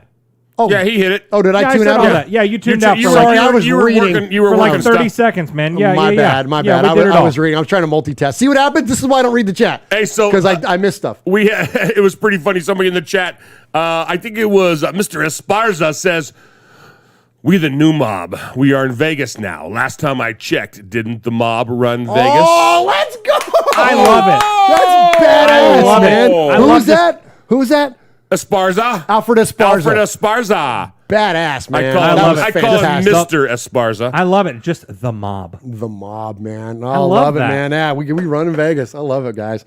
Great stuff. All right, so next story we're going to get to here. This is long overdue. And yes, sir. Wait a minute. Navy Jet 43. Because they're all saying all kinds of stuff, like who we should be known as. Yeah. Navy Jet 43. Navy Vet 43, excuse me. Desert Storm. Oh, nice. I like that. Nice. Very good. Nice. All right, so long overdue story here. And I'm gonna tell you, Raider Nation. Here we go. I'm gonna turn this story over to our good friend Swag Jeff, to my best friend of yours, because I'll be sour as Mosh tells me when I get. Gosh. He tells me at times I can be a bitter pig when I get about certain subjects. And I can be a bitter pig about Cliff Branch. Now, Cliff Branch, thankfully, was finally nominated by the senior committee of the Hall of Fame. And just like Tom Flores was last year, that's a really good indicator that you're going to make it in. It takes like 80% of the vote of the senior committee to finalize it to get him in. But the reason that I get to be a bitter pig and I get to be sour grapes about it is because it's eerily similar to what happened with Kenny Stabler. And it feels like these guys had the bona fides. They had all of the career stats. They had all of the criteria that qualify them as a Hall of Famer. And to me, and I think a lot of people, the criteria to be a Hall of Famer is, were you the best of which the time in which you played? Because you can't compare eras. We can't compare Kenny Stabler's numbers to Drew Brees because it's played in a different sport. You can't even compare Dan Marino to Drew Brees. If Dan Marino was playing in modern day NFL, Dan Marino would throw for 6,000 yards. So point being, though, is that was Cliff Branch one of the best players at a position at the time in which he played? The answer to that question is an absolute slam dunk. So without me getting pissed off about him taking a while, it took a while, but thankfully we're there. Swag Jeff, tell us why Cliff Branch has now been nominated to join the Hall of Fame. Well, and I like that you brought up the quarterback thing because the player that I'm wearing, number 12, Ken Stabler, the greatest Raider quarterback of all time. This was a similar argument that we had for a long time until, unfortunately, posthumously, Stabler was inducted into the Hall of Fame. What was that, 2015? But to compare, the same comparisons were made between Ken Stabler and like a guy like Joe Namath. Yes, of course you can't compare Stabler to a guy like Drew Brees or something because now we're in the past NFL, the past first NFL. But Ken Stabler 2016. Okay, 2016. I'm sorry. Yeah. No, you're fine. I couldn't remember either. Yeah. So Joe Namath had 27,663 yards, 173 touchdowns, and 220 interceptions. Where Ken Stabler had 27,938 yards, more than Joe Namath, 194 touchdowns, more than Joe Namath, and 222 interceptions, also more than Joe Namath, but just by a couple. But that was an argument for a long time, and so now the argument has been about Cliff Branch, obviously. I mean, if you've listened to the show for any amount of time, Frank from NorCal, $20 donation to the One Nation Foundation. He says put this in the kitty. Put that in the kitty. Appreciate you, Frank you from NorCal. Thank you so much. 100% goes to the One Nation Foundation. Absolutely. But yeah, we talk about Cliff Branch, man. This guy has been way overdue for the Hall of Fame. Now, I also just saw that if he gets inducted this year, it will make NFL history with the first team that had how many players on one team make it to the Pro Football Hall of Fame? Oh, was that like eight or? It would like every offensive like skill player or something like that. Because if Cliff Branch makes it, then that means that Freddie B, Ken Stabler, and the entire offensive line makes it into the Hall of Fame.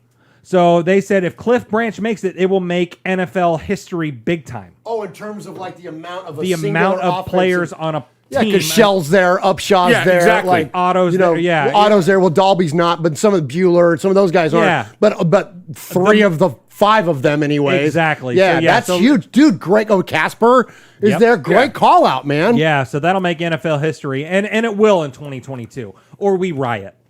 Pretty much. You know what I mean? Or we riot. Yeah. So in his career, Cliff Branch caught 501 catches for 8,685 yards and 67 touchdowns. Those numbers are good, but yes, they don't hold up to the passing NFL. The all-time leading receiver, Jerry Rice, caught 1,549 passes for 22,895 yards and 197 touchdowns.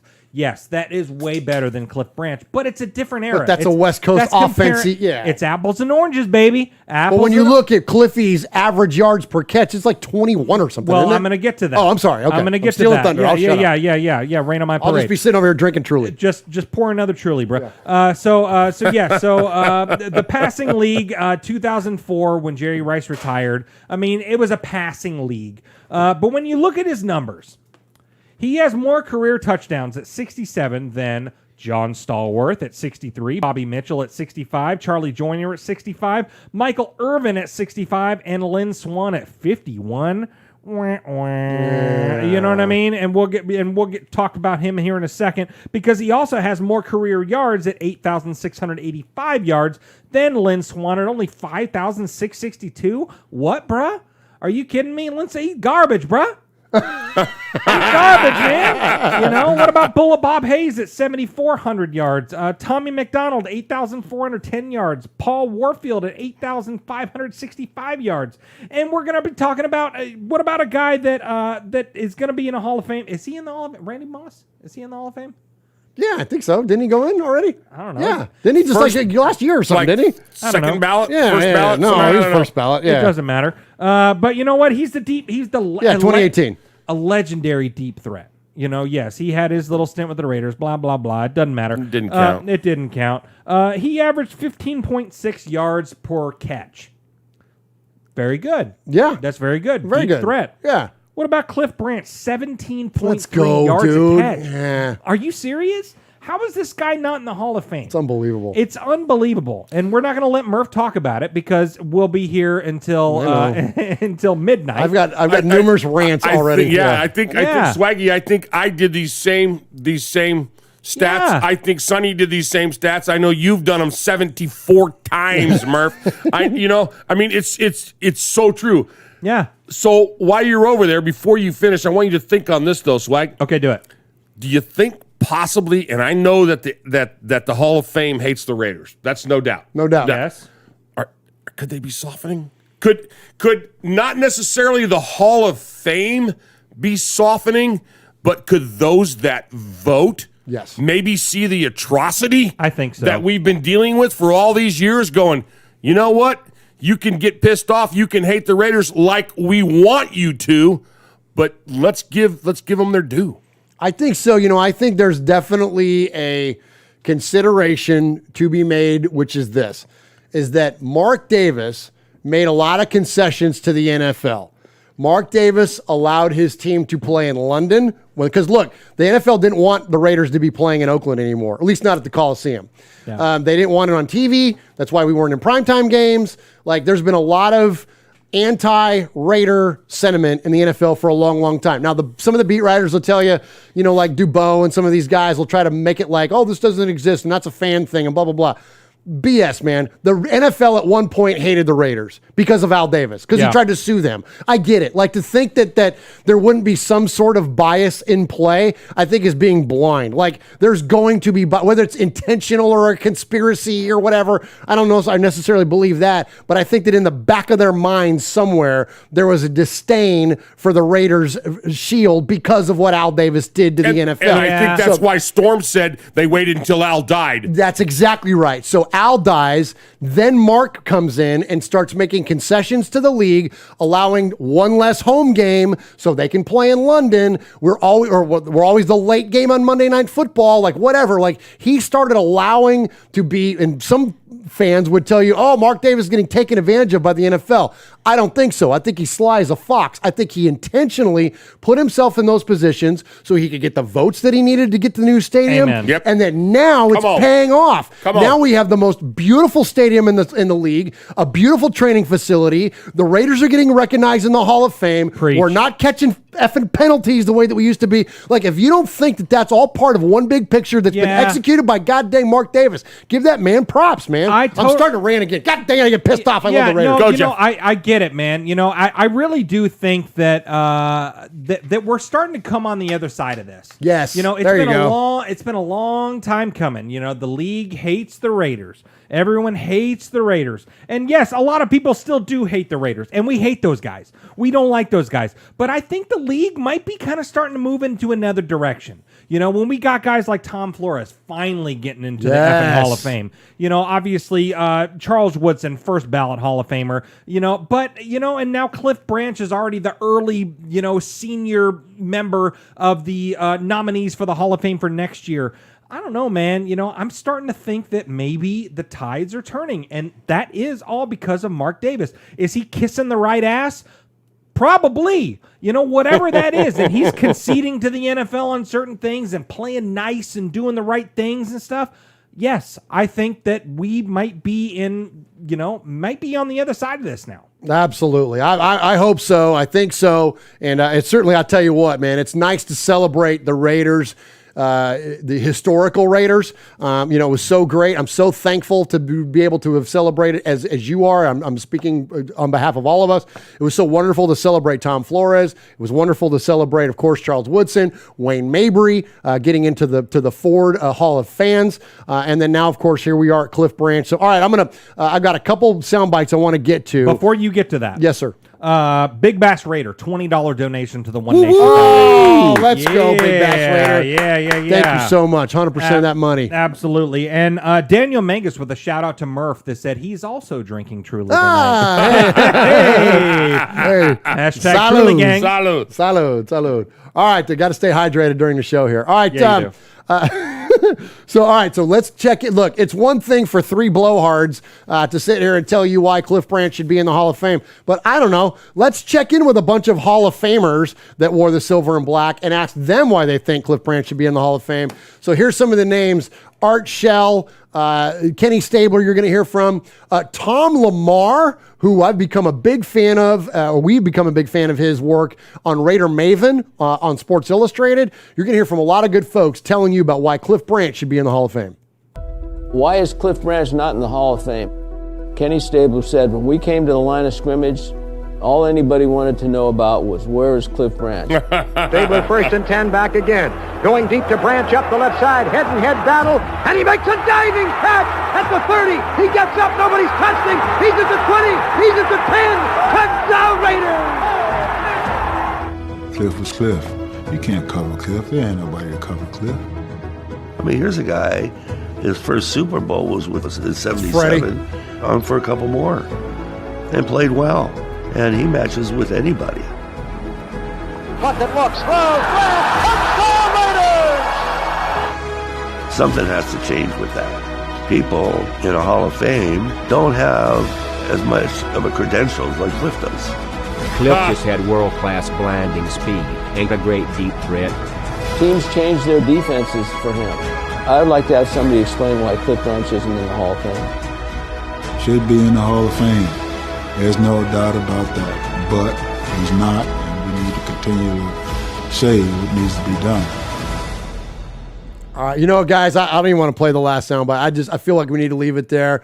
David Barker from the Hall of Fame called Elaine, I believe her last name is Anderson. I don't remember exactly, but anyways, that's Cliff Branch's sister, and she's, I would assume, going to accept the nomination on behalf of Cliff Branch, and maybe even be part of the induction ceremony should he get inducted. But it was a very nice sentiment from David Barker there from the Hall of Fame, calling the sister and reaching out, and it was amazing of the clip. The best part is her saying, when David asked her, how does this feel? She said, this is all Cliff used to talk about. Sadly we lost Cliff a couple years ago, but that sentiment that this is all he used to talk about, and sadly it's going to be posthumously, but thankfully it's going to freaking happen. I got a feeling as much as the NFL, or excuse me, as much as the Hall of Fame is promoting this announcement, it kind of leads you to the idea that it's an automatic induction. And so I definitely applaud them for that, for getting it right. And so thankfully we will see Cliff Branch get inducted. And then next is this guy. Nobody enjoyed a good dolly let's go. more than sixth-year linebacker Phil Villapiano.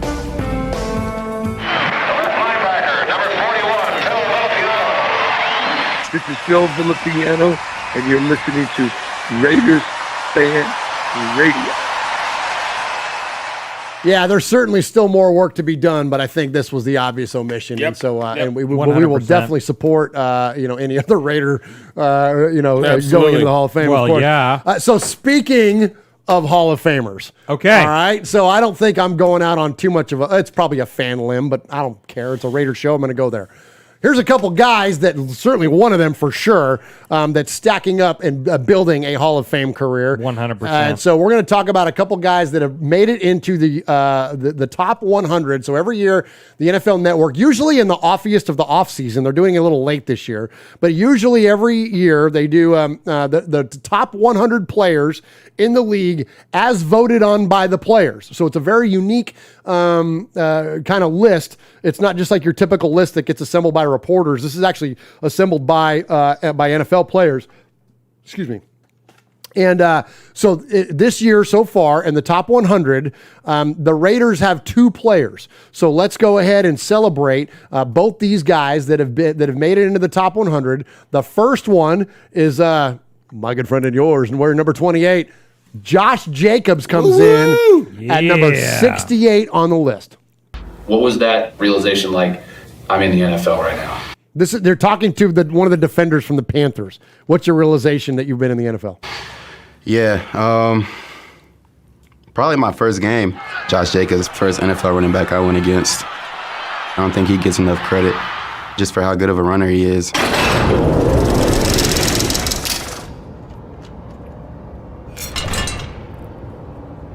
I think he just still have that hunger. He's not satisfied with, just scoring a touchdown. He won 150, 200 yards each game, and he want the Raiders to say, okay, I'm going to give you the ball 30 times. He want the guys to believe in him. You can tell the way he run. Jackpot, baby! He got that dog in him, you know what I'm saying, where it don't matter who's in front of him, he's gonna try and bite your face off. We gonna hit the ass in the mouth. Yeah. And when they hit us in the mouth, we gonna bring that dog out, bro. He has great contact balance, he has great explosiveness. Hit right there for the catch by Jacobs. Josh Jacobs received a penalty for his play against the Falcons, but there may be no better example of the power he packs into his 5'10", 220-pound frame. Watch how far Gennard goes back. Holy smokes. Hey, fellas, this 28 is a tough tackle. Everybody, all hands on deck. Everybody run to the ball. Josh Jacobs, young running back. My boy different. That's Waller. He just ran and carried him into the end zone. He be running pissed off. Josh Jacobs is like a mini Derrick Henry. He runs so Good angry. comparison. Love it. Like he just woke up on the wrong side of the bed in the morning. You see how he just lowered his shoulder? I love it. I love the way he runs. Josh Jacobs, I love that look phrase, at him contact lower his violence. helmet and just keep right on rolling. Stiff armor defenders, running defenders over. It makes defenders hesitant to come and tackle Josh Jacobs because he just runs so hard.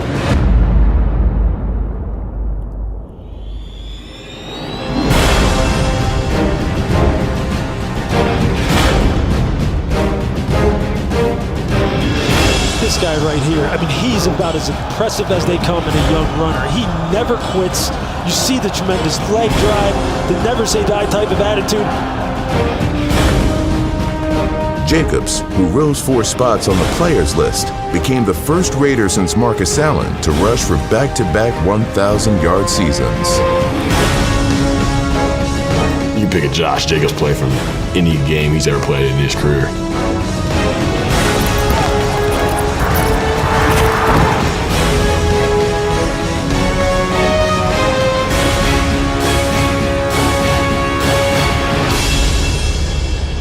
We got Josh, so just hand it to him, and he's just running through people and with a smile on his face and just having fun.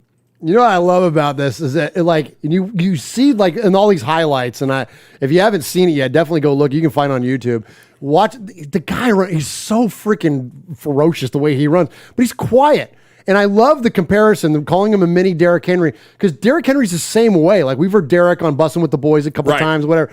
He's a pretty chill guy, but when that pads are on, it's a whole different story. It's all business. It's all business, man. And so, talk about that, Mosh. Like, isn't it? Josh Jacobs is just fun to watch, right? They use the phrase contact violence. And it's just and the music they had talking about him, it's just a smashing. And when you get that kind of respect from the other teams that are there to tackle you, that they're the ones that are trying to stop you, man, he's like, we're gonna need all 11 of you. Everybody run to the ball. Yeah, that was the Falcons there on defense, and all hands on deck when it comes to tackling Josh Jacobs, man. And again, this guy's 5'10", 220 pounds. He's not a 260-pounder like Derrick Henry is, but he runs with that same level of just like in Madden they call it trucking ability. It's like you talk about, or Walter Payton was like that, finishing runs. Like they only fall forward. You never knock them back. You never tackle them straight to the ground. They're always going forward, and that's Josh Jacobs. So incredible there. Congratulations on number 68. We'll see you in the top 10 next year. And before we move on to the next, a new member to the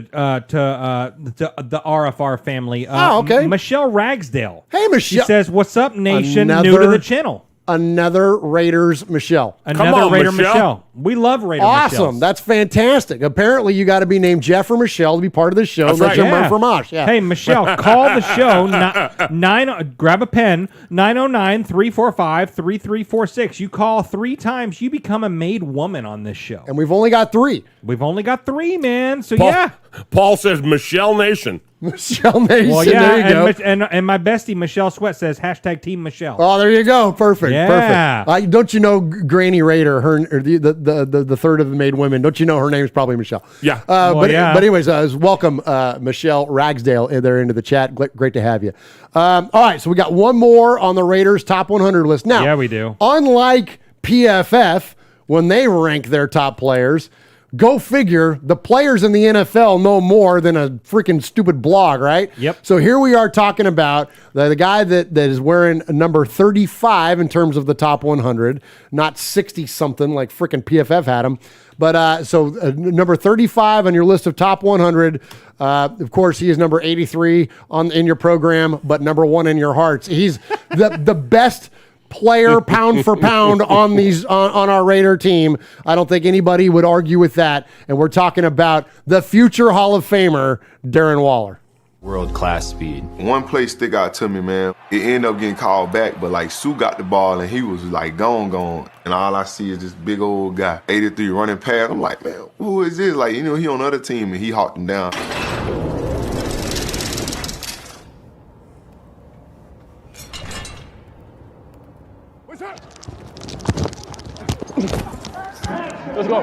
Let's go. We got to spike the ball, right? Good job, man. Nice job. I'm bad at spiking. I'm bad at everything. Who needs to celebrate when you can do everything else? Best tight end in the league. I step out on the field. I think I'm the best tight end in the league. Come on. Love it. You want to talk about an athlete. I mean, every time I see the guy run, it's just like watching a Clydesdale fly around on the field. He's so light on his feet and such a big dude. He's a bigger guy, but he has the same skill set, the same tools as a smaller receiver. He's like a wide receiver, but in a tight end body. Guys that size with that type of athletic ability are just hard to find. Best tight end in the game. Right here. Right. Definitely an anomaly at a position. You line him up in one-on-one with a linebacker 9 times out of 10, he's going to win that matchup. So, put a corner on him. He understands how to run routes, the timing of routes. He has the full route tree. He can go right, left, go. Try a safety. Looks, fires high, caught in the back of the end zone by Waller for a touchdown. He looked like a basketball player. You just throwing the ball up. He remind me of a young Jimmy Graham. You just throw the ball up, he's going to go grab it. You can't coach that. You can't coach a guy to go up there and say, okay, I'm going to go take this ball off the top of the rim off this guy. He had that mindset, if that ball in the air is his. I mean, somebody with his size he can move, run, catch like a wide receiver. It's a tough matchup.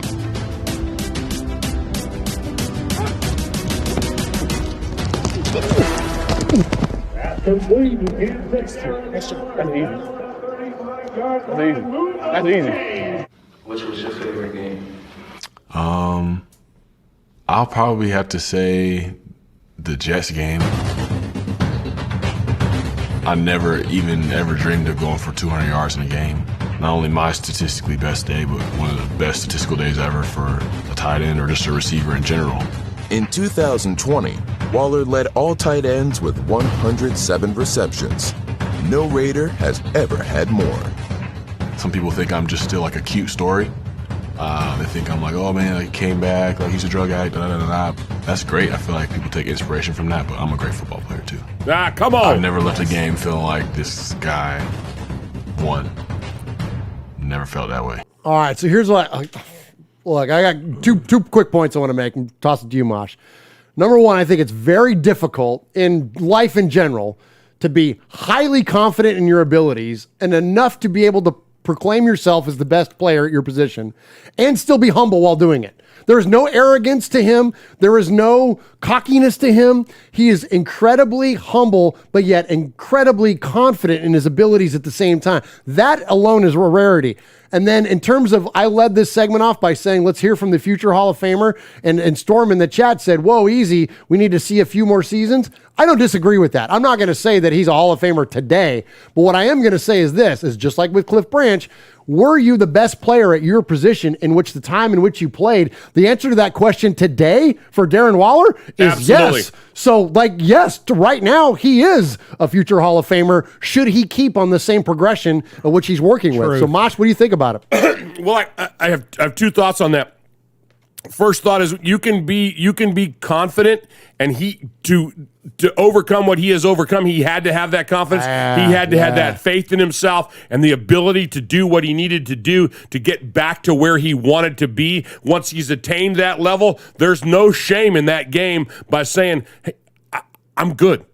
You know, he wasn't pulling a Vince McMahon promo here, right? You know, he's just saying, I did what I had to do, and I keep doing it. And you can think what you want about me, but my play shows what I can do. And that's what he's saying, you know? Right. Absolutely. He's not boasting about what he's going to do. He's boasting about what he did. I like it. Yep. Absolutely. Yeah, absolutely. Jeff? Absolutely. So shout out to Simone Raider. Simone Raider's in the what's chat, up, Simone? man. Yeah, hey, my buddy. That's my buddy, my Vegas buddy, man. Yeah, it is. Yeah, man. So he posed the question in the chat and said, "Is Darren Waller the best Raiders tight end of all time?" Most athletic, certainly. Slam dunk. Yeah, you know, and I'm gonna say this, man. He puts another couple seasons like what he did last year. Yes. Absolutely. Nobody will ever touch his numbers. No one will ever touch his numbers and his athletic ability. Yes, I think if he does a couple more years like what he did this year, he will be the greatest Raiders tight end of all time. And that's saying a lot. That's right. That's right. Man. Yeah. Well, you know, there was I put up a post on Twitter. I took a shot at, there was a Chiefs website that said, how does one franchise get two of the greatest tight ends of all time? And of course, they're talking about Kelsey and Tony Gonzalez. And I responded to it. I quoted it and I said, Darren Waller and Dave Casper. Just lucky, I guess. And some people came at me, some other Raider fans, and they're like, what about Todd Christensen? What about Raymond Chester? Whatever. Sure, I'm not disagreeing with that. Okay. But the article said the two best. So I pick, if to answer your question, if I had to pick the two greatest Raiders tight ends of all time, this is no disrespect, clearly, to Todd Christensen or Raymond Chester, or even Zach Miller, who had some great years with the Raiders. But I think Darren Waller it's on a different level. You're talking about a guy that's got unprecedented size with unprecedented speed, unprecedented catching ability. He's a wide receiver turned tight end. They just heard it in the clip there. He's got more catches than any other Raider tight end in history. So I know we're in a different era of football. But that doesn't take away from what he's doing. So the accomplishment wise, I think, yes, as of right now, greatest of all time, it's Casper. That's done. But 2 or 3 or 4 or 6 years from now, right. It might be Darren Waller, right? Could be. I mean, we got the ghost of the post, but who knows what we're gonna have? You know, absolutely. With Waller, yeah, it's crazy. Absolutely. All right, let's. Hey, enough from us. You guys have been listening to us now for 90 minutes. Let's check in with you. Let's hear from the best of Raider Nation in the Sea of Fans mailbag. He is fading, looking. He's under the gun. He's tied. He throws. It is. He caught it.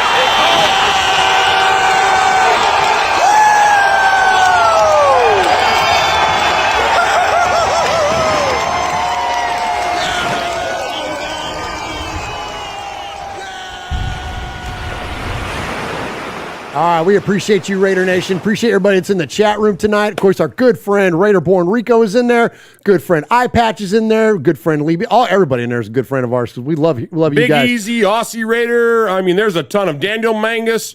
Paul Samoan, Rico is still with us. Absolutely. Reese Rock is in there. Jack Kenna is in there. Aaron, did you say Aussie Raider, Aaron? Yet? I did. Okay, all right. Bob Ellis is in there. Christopher Senna is in there. Let's see, who else we got? Michelle Sweat, of course, is in there. Storm is in there. Avelino Ramos. Yeah, and then of course Michelle Ragsdale joining us for the first time. Appreciate all of you joining us. So, in addition to joining us live here on the show in the chat, which we appreciate so very, very much at youtube.com/RaidersFanRadio, you can call us 909-345-3346. That's 909-345-3346. Leave us a message, and if we play it 3 times on the air, we refer to you as a made man or a made woman. Actually, I haven't showed this yet on the show. So get made. Oh my gosh! Yes. Yeah. So get made. I got some new ink here. I'm getting that I don't know if you tattoo can see next. that. So I'm getting it next. Get made. It's underneath my Raider tattoo there. So yeah, get made, Raider Nation, and yeah, call the show 3 times. But you can also get made by emailing the show. So all you got to do is email. You mean you don't have to have a tattoo? No, you don't even have to have a tattoo. So show at RaidersFanRadio.com. That is SHOW at RaidersFanRadio.com. Email the show, and Mosh will read your email. And if you do that an indefinite amount of times, we will refer to you as a made man or a made woman. And Uncle Mosh, who do we have tonight? Dear Murph, Uncle Mosh, and Swaggy Jeff, Granny and Grampy Raider coming to you from St. John's, New Brunswick, Canada. Drive until you hit the Atlantic Ocean and you'll find us. In previous communications, I have wished for a defense that was feared. I believe that I've gotten my wish. While I do not condone violence, seeing teammates take hits in a friendly scrimmage that could potentially take them out for weeks and then see teammates stand up, it reminds me of Raiders of old. Of course, I'm referring to the bench-clearing brawl on day 2 of practice against the Rams. Regardless of the blame, though I suspect dirty hits, the fact that the team came together to defend their teammates says something. It says passion. It says having each other's backs. It says, screw you, you're not taking it. Finally! One of the problems with the Raiders of past was there didn't seem to be a team mentality. A one for all and all for one mindset. Gruden seems to have achieved that. When soft-spoken Josh Jacobs is talking smack, you know there's been a temperature shift in the locker room. Speaking of Mr. Jacobs, and we just did, I am a fantasy football player. I was told in very firm tones that I did not draft Jacobs. I should buy a new couch, because that's where I'd be sleeping. Nice. That's pretty funny. Granny Raider doesn't mess around. In all seriousness, the team looks good. Never a sincerely made man and only made couple. Granny and Grampy Raider, third made woman. The offense has never a question, and the defense seems to be tougher. Let's hope. Sorry, guys. That message was a little messy, but it really was. Sorry, guys, the end of the message was a bit off. Comes of drinking Canadian rye whiskey. Oh, well, then you're excused. Yes, of course. No worries. Yes. Don't know if you've tried it, but it's quite different from American whiskey. We'd have to refer to Jeff on that one. Jeff? Yeah, I don't do brown liquor. Well, I don't either. If you've been a fan of the show for a long time, you know Jim Beam will get you. You know what I mean? Jeff's not shy about the whiskey. That's right. Yeah. Anyway, the last bit should be read. The offense was never in question, and the defense seems tougher. Hopefully, sincerely, you know the rest. Grampy Raider. Let's go. Awesome. Granny and Grampy Raider. Absolutely. Yeah. The only made couple here in the Fan Cave. Always love to hear from them and appreciate their longtime Raider fandom. You know what I love about them is that in previous emails, Grampy has told us that they hang out and play Scrabble and listen to our show. I love that. It's so like the cool. background and drink rye whiskey. Canadian rye whiskey. That sounds like a great night. I know, right? Like I want to hang out with Granny and Grampy Raider and drink. Seriously, those are my people. Absolutely. Hello, RFR family. The preseason is finally here, and here are my takeaways from the first preseason game. Number 1, the defense looks nasty. The defense finally looks like a unit that can close out games. The reports from camp are encouraging, and I look forward to seeing how the defense comes together. But the first sight is encouraging. Number 2, the offense looks explosive.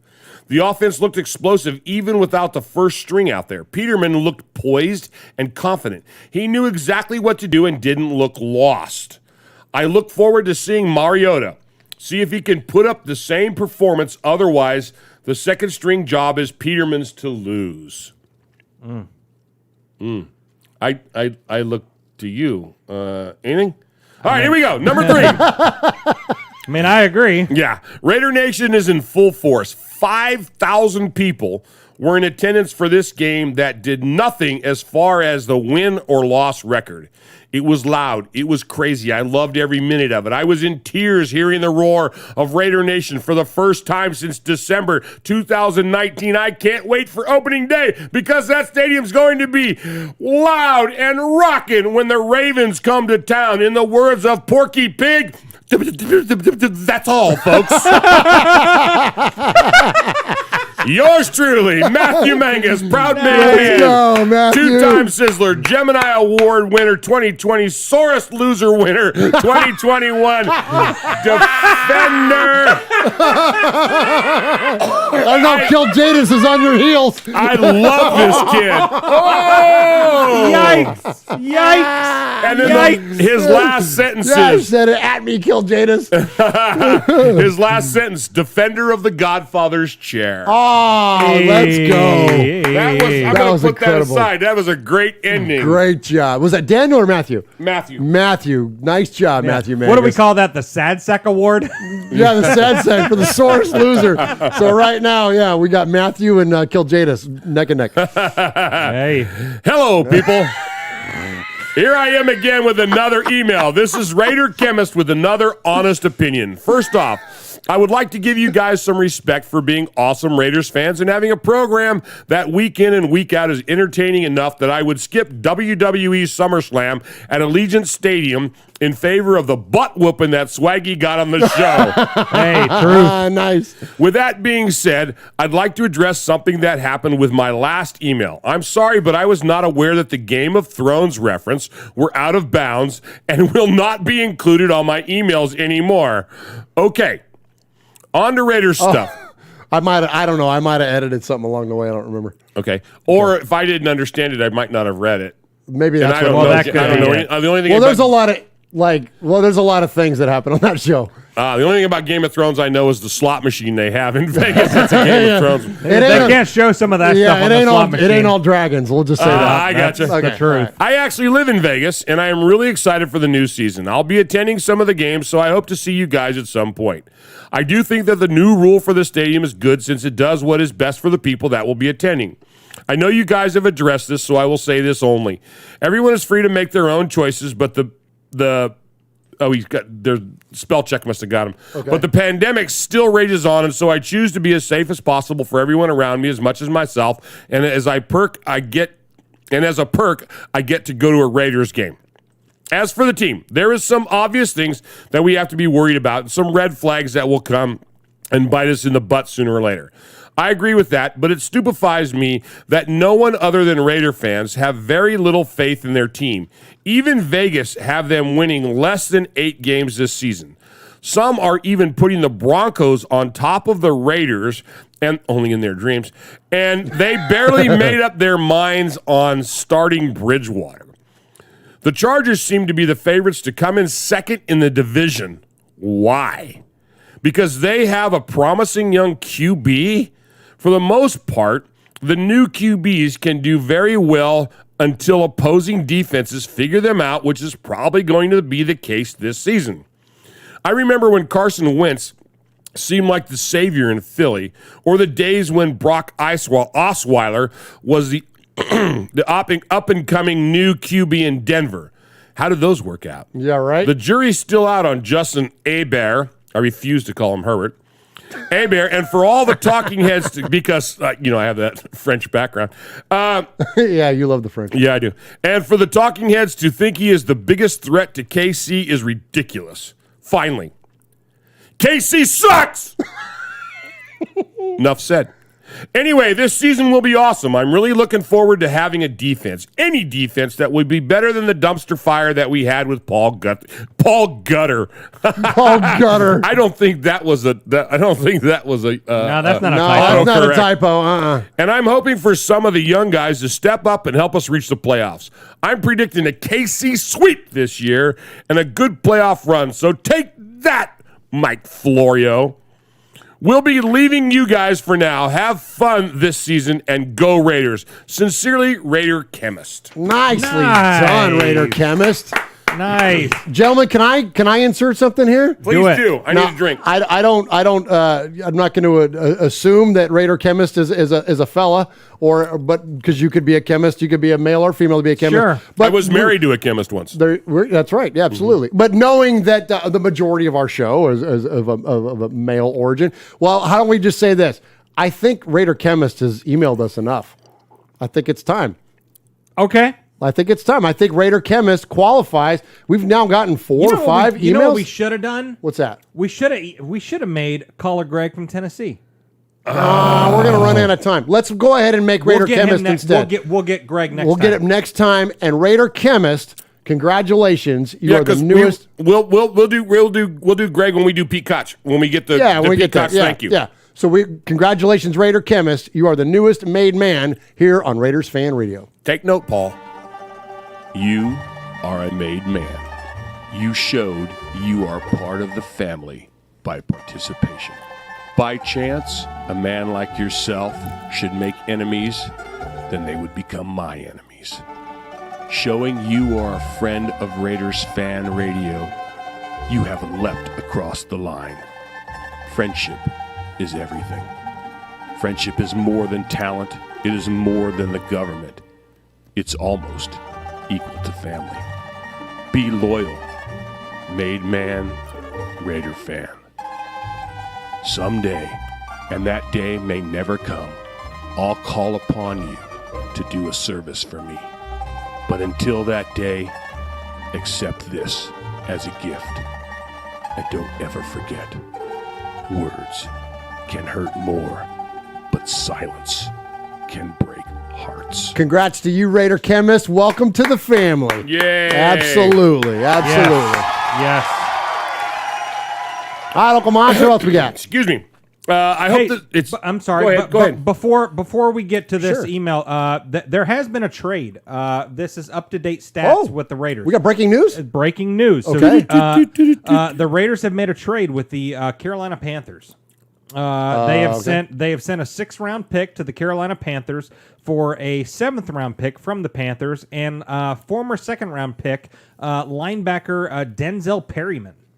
Oh, yeah, interesting. Former 2nd-round pick, man. Storm says he's a tackle machine. Yeah, man. So he's a depth player. That's not a starter for us. That's a depth player for sure. That fills in. Wow. So the injuries there that we've had at linebacker are significant. I think that's a little disappointing for us just on a local level. Yeah. Yeah. Okay. All right. Good stuff there, Swaggo. Appreciate that. Evening, all. I hope this email finds you well. A serious note to begin with. I'd like to send my best wishes and condolences to everybody affected by the terrible floods in Tennessee over the last week. It's an awful thing to see, and I wish everybody well. For those of you that have missed that, we had last Saturday, we had a situation where a storm cell stopped over a section where Swaggy J and where Murph go part of their business. Sure. And it dropped untold amounts of rain. It was one section called McEwen, Tennessee. They got 17 inches of rain in like 6 hours. Yeah, and crazy. some of these creeks swelled up, making their way to the Tennessee River. And it was unbelievable. There was they figured out that the water backed up at a train trestle. There was some debris and stuff got stuck in there. And then when it finally broke through, it was like a 12-foot wall of water that came rushing down this creek in this poor little town called Waverly, Tennessee. All these houses and stuff it was over 500 houses were destroyed or damaged. Some of them were seen actually knocked off their foundations floating down the river. It's just unbelievable. So, Paul, thank you for that. We know that everybody here in Tennessee's thoughts and wishes and prayers are with those folks that were affected by that. I appreciate you from across the pond giving a shout out to those folks. I'm sure the win over the Rams and the Khalil, he calls him Khalil Mac possible trade phone call will feature heavily throughout the show this week. Plus, as I write, I've just seen the excellent Cliff Branch Hall of Fame news. This week, however, I've decided to be a little different.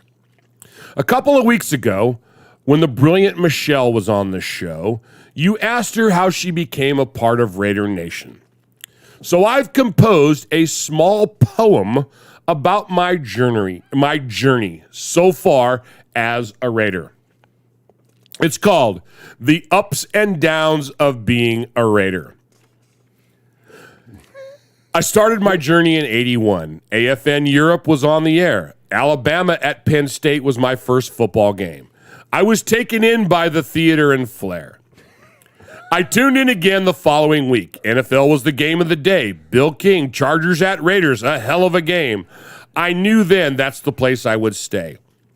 Through various means, I gathered the news. The Raiders were going to L.A. All I could see from the media I had was a hate-filled agenda at play. Now, I'm a stubborn old fool, and I saw all the jibes, didn't watch them, go watch someone else. But the Raiders were different. The Raiders were special. I'm a Raider. It made perfect sense. When I first saw that silver and black uniform, it looked like a small piece of heaven. And the guy that carried my hopes and my dreams was the Judge Lester Hayes. Then came Bo Jackson, a giant of a man, injured by the law of the sod. How good would this guy have been for us? Hall of Fame, a legend, a god. Through the darkness of Shanahan and Kiffin, thin and thinner, the pain and the tears, we've now reached a point where the future is bright to help dampen the miserable years.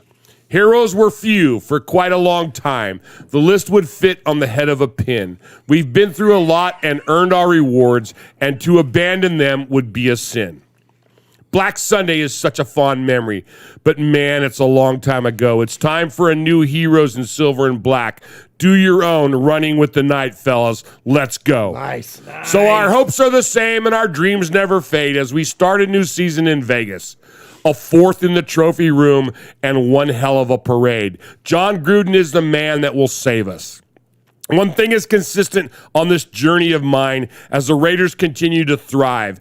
Past, present, and future, win, lose, or tie. See it all on RFR Live. Oh, nice. Incidentally, that first Raiders game I listened to finished Chargers 55, Raiders 21. Dan Fouts threw for 6 TDs. Mark Wilson and Jim Plunkett had 3 interceptions between them. I should have known then that things wouldn't be easy. Now let's go and do those idiots on the wrong side of the bridge. Stay safe, RFR family. Love you, Raider Nation. His Lordship, the Royal Scribe, Paul Egerton, Shropshire, Mississippi, Pauly Award winner 2019, Foggy Glasses Award winner 2020, BRT Sizzler scorekeeper, proud made man, five-time plus one winner of the Raiders Fan Radio BRT Sizzler Award. Nice. Paul.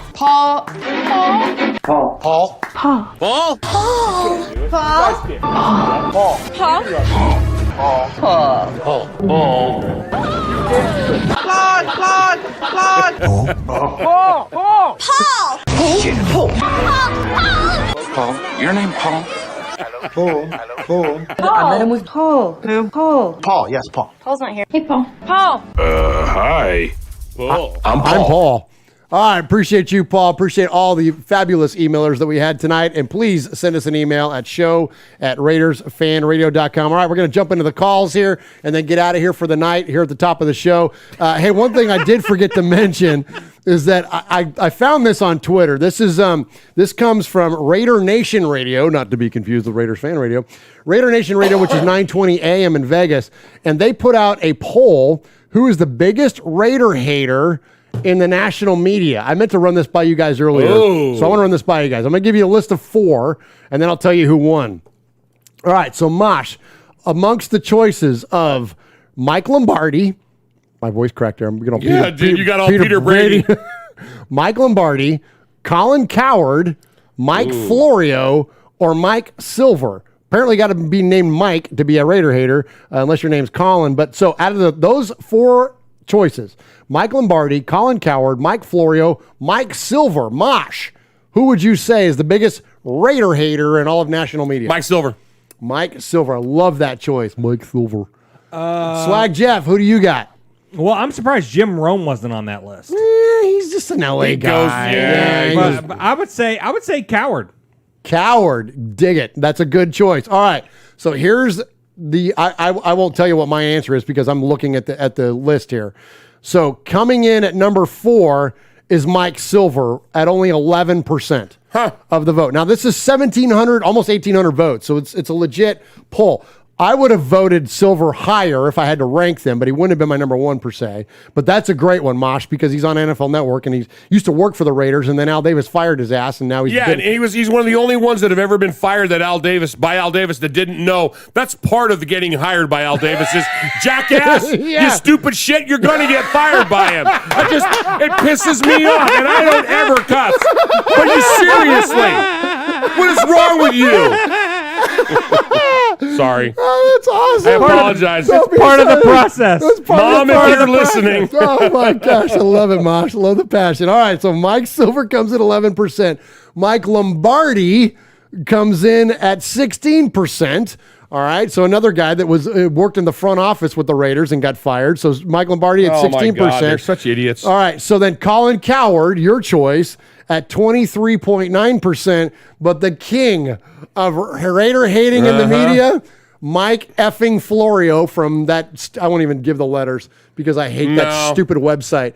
48% of the vote went to Mike Florio for the biggest Raider hater in national media, and I couldn't disagree with that choice. Couldn't happen to a nicer jackass. Was that Paul that just mentioned him as well? Yes, I believe it was Paul that mentioned Florio. It's stupid Florio. All right, so anyways, all right, let's get to the voicemails here. Let's hear from the best of Raider Nation. At the top of the show. Top of the show. More of you and less of us is a good thing. And listen, fellas, all right, you ready for this? We're coming in hot. We're coming in hot on this one. We've got some incredible voicemails tonight, leading off, of course, with the gentleman that heads the faction, because every group of every crew needs a captain, and the leader of the made man and the made women is the one and only Aaron, the Q-Dog Raider, and he always leads off this segment. Greetings, Don Murphy, Siglary Moss, Underboss Sonny, our Sergeant at Arms, Sizzler, Big Raider Trucker, Mojo from When the Universe Speaks, Ramon the Mean King, Swag Jeff, Ron the Made Raider Nation. Sunday afternoon will be the culmination of our preseason experience against the Santa Clara 49ers. Now, the Raiders return back to the Bay Area as underdogs, but you know what? Screw the Chiefs. Per Vic Tafer, he put in a report that the Raiders contacted the Bears to inquire about the availability of now 30-year-old he who shall remain nameless for serviceability in 2021. As amazing as it sounds, and I can almost hear Peaches and Herb singing in the background, reunited and it feels so good. Reunited because we understood. 52, he's not coming to any podium in the Henderson facility anytime soon. It ain't happening. At this point, them moving on from number 52 is going to be too much of a cap hit for the Chicago Bears. The Bears, they can continue to keep that guy. They needed to save the salary space, and his contract allowed for them to do it. Now, speaking about our Raiders, having signed Yannick Ngakoue, I'm cool with that, to a 2-year, $26 million deal, far more economical for our team. And you put him up against Max Crosby and the former number 4 pick, Cleveland Ferrell. You know, by any objective standards, I mean, that guy hasn't lived up to his number 4 ranking and status, but that line is coming together. Now, remember, we're going to have to trim our roster on August 31st at 1 p.m. Pacific time down to 53 men. Now, silver linings. Ron the Made Raiders neighbor, David Baker, President and Chief Executive Officer of the Pro Football Hall of Fame in Canton, Ohio, has finally made the announcement that Raider Nation has been clamoring for. Cliff Branch has finally been nominated as a senior finalist for the 2022 Hall of Fame. Branch, who passed away in 2019 at the age of 71, who happens to be the same age as my father if he lived, was denied in life what he achieved in the hereafter. After watching, the actor Drew Pearson during his recent acceptance speech this summer, the argument as to why Cliff Branch continued to be on the outside of the Hall of Fame looking in was immediately moot. Congratulations. The hit list. Rasul Douglas, Marcel Aidman, Darius Stills, Corliss Waitman, Parker Eanger, whatever his name is, he's not on the roster anymore. Jim, Rome, Mike, Wilbon, Insurrectionist, and of course Mike Dicker. Rue, let's go, man. Nice. Love it, Capo. Great call, as always, my friend. And I appreciate hearing from Aaron, the Q-Dog Raider. All right, we got 4 other voicemails to get to tonight. So we're coming in hot, man, and these are some good ones. First, let's check in with not just Daniel, but also Matthew Mangus. The keeper of the Godfather chair. Calling from Yes. beautiful Fremont, California. As you know, the committee has spoken August 24th, and finally, number 21, Cliff Branch, is a senior finalist. Now, we all know this doesn't mean you get in. It means you have a likelihood of getting in.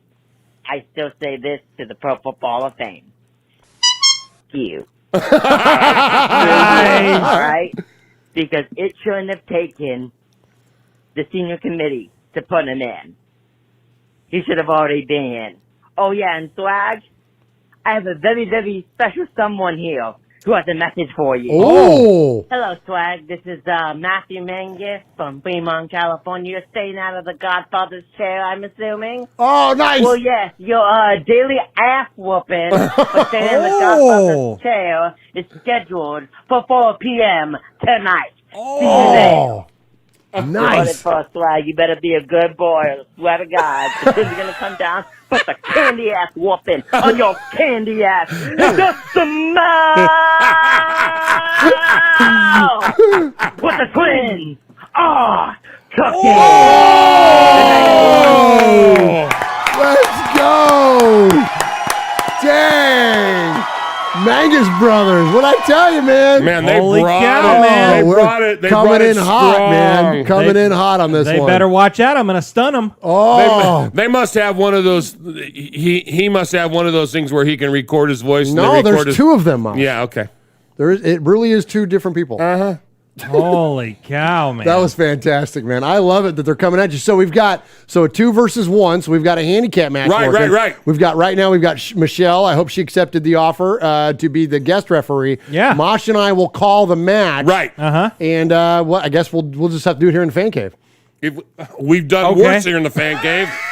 Mengai, book your flight. Oh, book your flight. Love it. Let's talk more action, bruh. Oh, dang, Jeff. Let's talk more action. We have an extra microphone for when the man guys show up. They won't need one. When the one of them shows up, there you go. They won't need one. Mosh, the ultimate commitment to the conspiracy theory. He said, hey, I got we're to. only going to have one microphone set up for you. All right. All right, next up, let's shift gears a little bit. We're coming in hot, but this is amazing. Hang on. Incredible voicemails tonight. Turn the lights down. Turn them down. If you got some lights, you can dim down. If you got some candles. You know what that means. If you're into aromatherapy, maybe some hot rock massages, like whatever your thing is. Just Where's everybody. Sonny's intro music?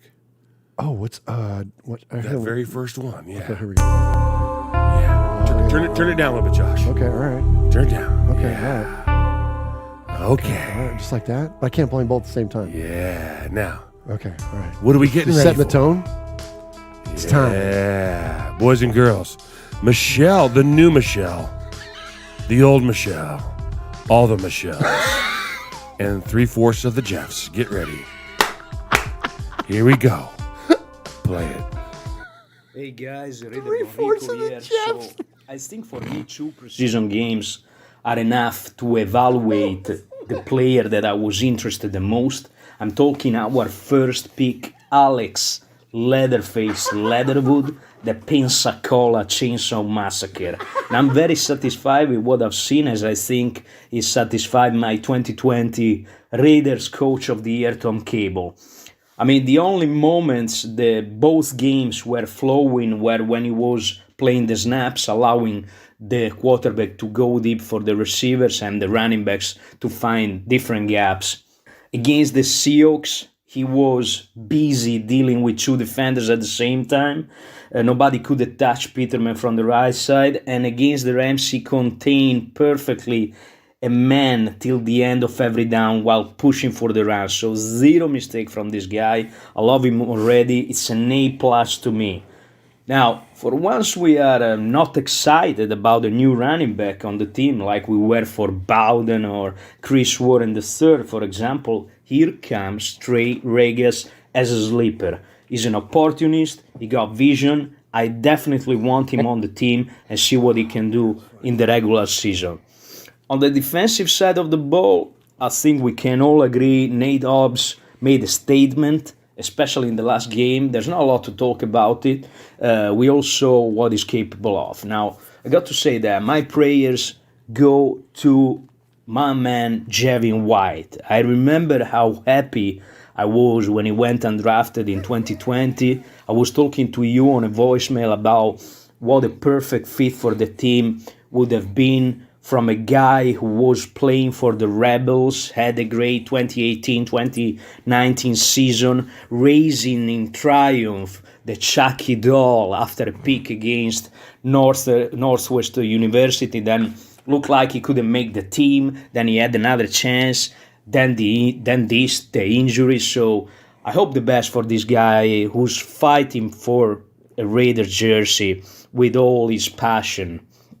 Hope the best for you, my man. Now, I want to talk about something very important, because we always say this is a show about the fans first and foremost, and this is a concern. The nation can be divided about this matter, and it's a duty to talk about it, and I don't agree. So the pineapple doesn't belong to pizza, and that's the bottom line. Now, aside of that, I'm not the guy that will tell you what to do, wear this, don't wear it, do this, do that, and blah, blah, blah. It's just a waste of time. It's just a waste of breath. But the only thing I can tell you, and it's a message from my heart, the only thing you have to do, and follow my tips, trust me, is have your shots of whiskey and wear your smile. Because yesterday is gone and tomorrow might not be here. So live your present day the best you can, because there's only 24 hours in it, and enjoy the day. So, saying that, fuck the Rams, fuck the Talib, and fuck the Talibans too. Love you guys. I'm out.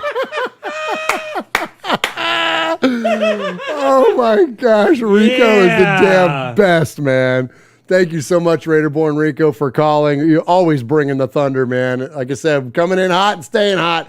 And hey, listen, to any of you folks that are in remote parts of the world, okay? So, we have so many listeners, of course, in Australia and in the UK and, anywhere you're at. Like a lot of folks I've heard before when I've asked them about calling in, that, it's really expensive for those overseas rates to call into the show. Rico will record his voicemail and then email it to me. Yeah. That's why it sounds so amazing. Yeah. He's not doing it on the phone. So for any of our UK or anybody that's not in the continental United States, if you want to call the show, please just record us a voicemail and then email it to us. Email it to show@RaidersFanRadio.com, and we will definitely be honored to play it, because we always love hearing from all of our folks around the globe, and definitely a great way to get in touch with us. Pineapple B122 says, Rico's right. I don't belong on no pizza. Nice. I love it, man. I love it. All right, let's check in. We've got... Go ahead, Mosh. One more. Yeah. iPad says... Rico even makes the word Taliban sound sexy. No kidding. Man, that's awesome, man. Love Good Rico. job, Rico. He's so great, man. Love our buddy Raiderborn Rico in the Canary Islands. All right, we've got two more to get to. And, man, so this is this gentleman's second call to the show. Okay. All so right. call us one more time.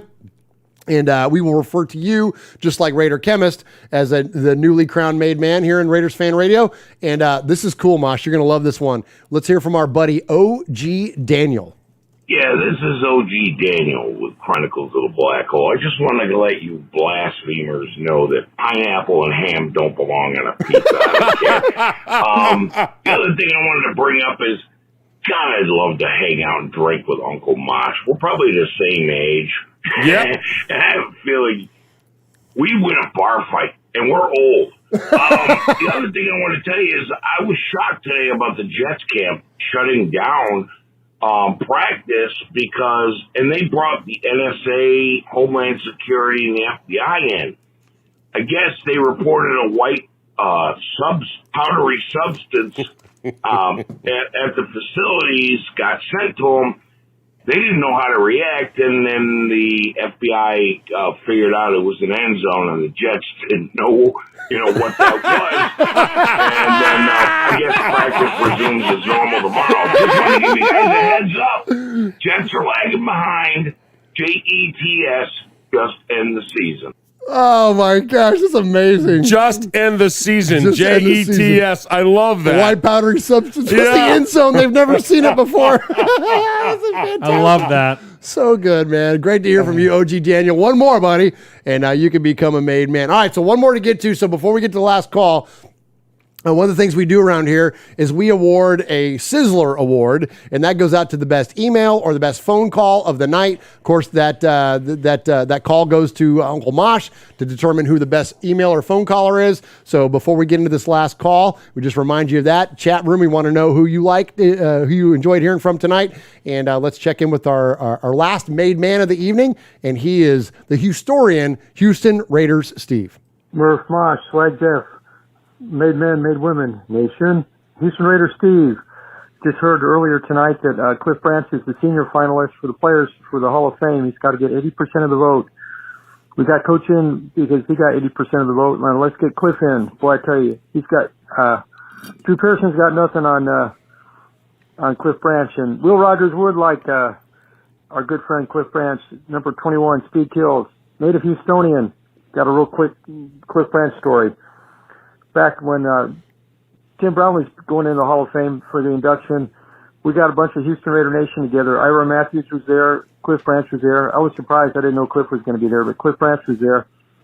And I went to this place that used to make Raider cakes for me sometimes for special occasions, and this is definitely a special occasion because, Tim Brown, besides Cliff, were some of my favorite Raiders besides Marcus and the Ghost, to the Post and the Snake.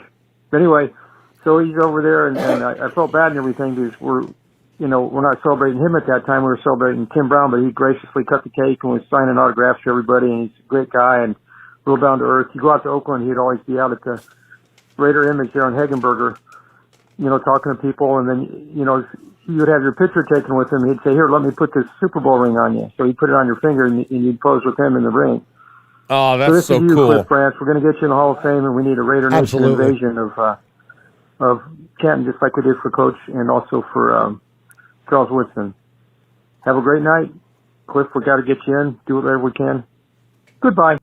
I love it. Great job, Houston Raiders Steve. So we started off with Capo. He sung. Yeah, he sung, Peaches and Herb, man. He had some backup, and it was good. Followed by the Manguy. Threatening to whip the best Manguy call maybe we've ever had. It was a solid promo. It was wrestling promo. It was such a non-Waller kind of promo. And then Rico. I love the way Rico says dangerous. Yeah, it's my favorite word that he says. And and of course he jumped right on the anti-pineapple, bandwagon, but that's okay. That's okay. But he ended strong. He ended strong with about 15 F-bombs. I love that. OG Daniel started off right where Rico left off with the anti-pizza talk, and he's right. He and I probably are the same age, and he's probably goes as armed as I do. So we do just fine. Win the bar fight. That's why we'd win the bar fight. Yeah. But he killed me with the Jets end the season. Oh man, Jets. So good. I love that. And then Houston Raiders Steve's story about Cliffy. I never knew that he would take his ring off and let people wear it. I think that Kevin the Raider Nerd has a picture of that. Oh no way! I think so because he's seen Cliff a few times. Yeah. Wow. That is just badass, man. That is so cool. But tonight's Sizzler goes to the Manga. Let's go. Sizzler. Sizzler. Sizzler. Sizzler. Sizzler. Sizzler. This was a hard one for me. These were all just badass. Awesome, man. These were so good. So good. The emails were great tonight, Just too. fantastic. Yeah. We are Metallica, and we are here for your Oakland Raiders! You know why we out here, and we ain't playing around today. From The Walking Dead to errant Jedi Knights, Raiders fans are a rogues gallery.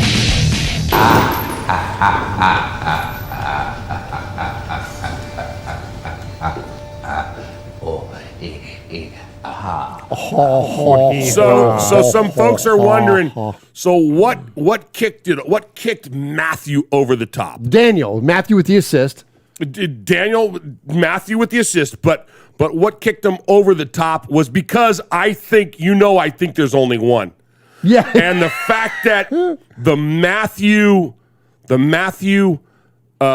email that came in that ended with the Porky Pig. That's all, folks. That was funny. Yeah, that was amazing because the email was strong, and then to follow it up with the voicemail. Yeah, that was the edge. Solid. Sorry, That's solid, but that was that's. Hey man guy, look, I got one of these for you. Oh, there we go. Swaggy. Yeah, threatening top row. But anyways, appreciate everybody joining us here live tonight in the chat.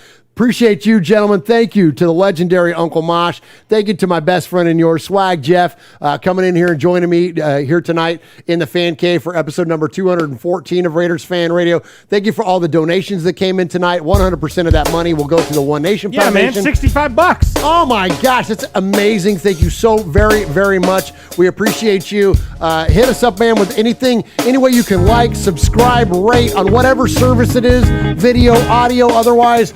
Please just do what you can to support Raiders Fan Radio. Tell your Raider friends about us. Tell your non-Raider friends about us, because anything that we do to generate more attention means more money. The more money we make, the more money we give away. Swag Jeff. Yeah, and thanks for everyone in the chat. Big Easy, Storm, Michelle Ragsdale, call us. Call us. Become a made woman. Matthew Mangus, Daniel Mangus, Ron the Mater Raider, Aaron the Q-Dog Raider, Storm, Lee B, Freddie Chavez, Renegade, Raiderborn Rico, Michelle Sweat, B. Al, Tider Raider. Thank you guys so much for joining us. You guys make the chat what it is. Oh my gosh, you guys are literally the best. Thank you so much for tuning in. Uncle Mosh, take us home, my man. You know, we've been catching some good heat lately. Good heat, man. Keep it coming, bro. If you had fun tonight, tell your friends. Tell your enemies. Tell your Chiefs friends. Nobody has Chiefs friends. Who am I kidding? Thanks for listening tonight, everybody. You got my buddy Swaggy J over there. You got my little nephew Murph. This is your old Uncle Mosh, and you've been listening to Raiders Fan Radio, where we take a lighter side journey into the dark side. Don't ever forget, what happens in Vegas started in Oakland. Good night, everybody. Adios, malingerer. Good night. Good night, YouTube. Goodbye. Let's go beat the Niners' ass. Drive safe. Wear your mask. Get your shots.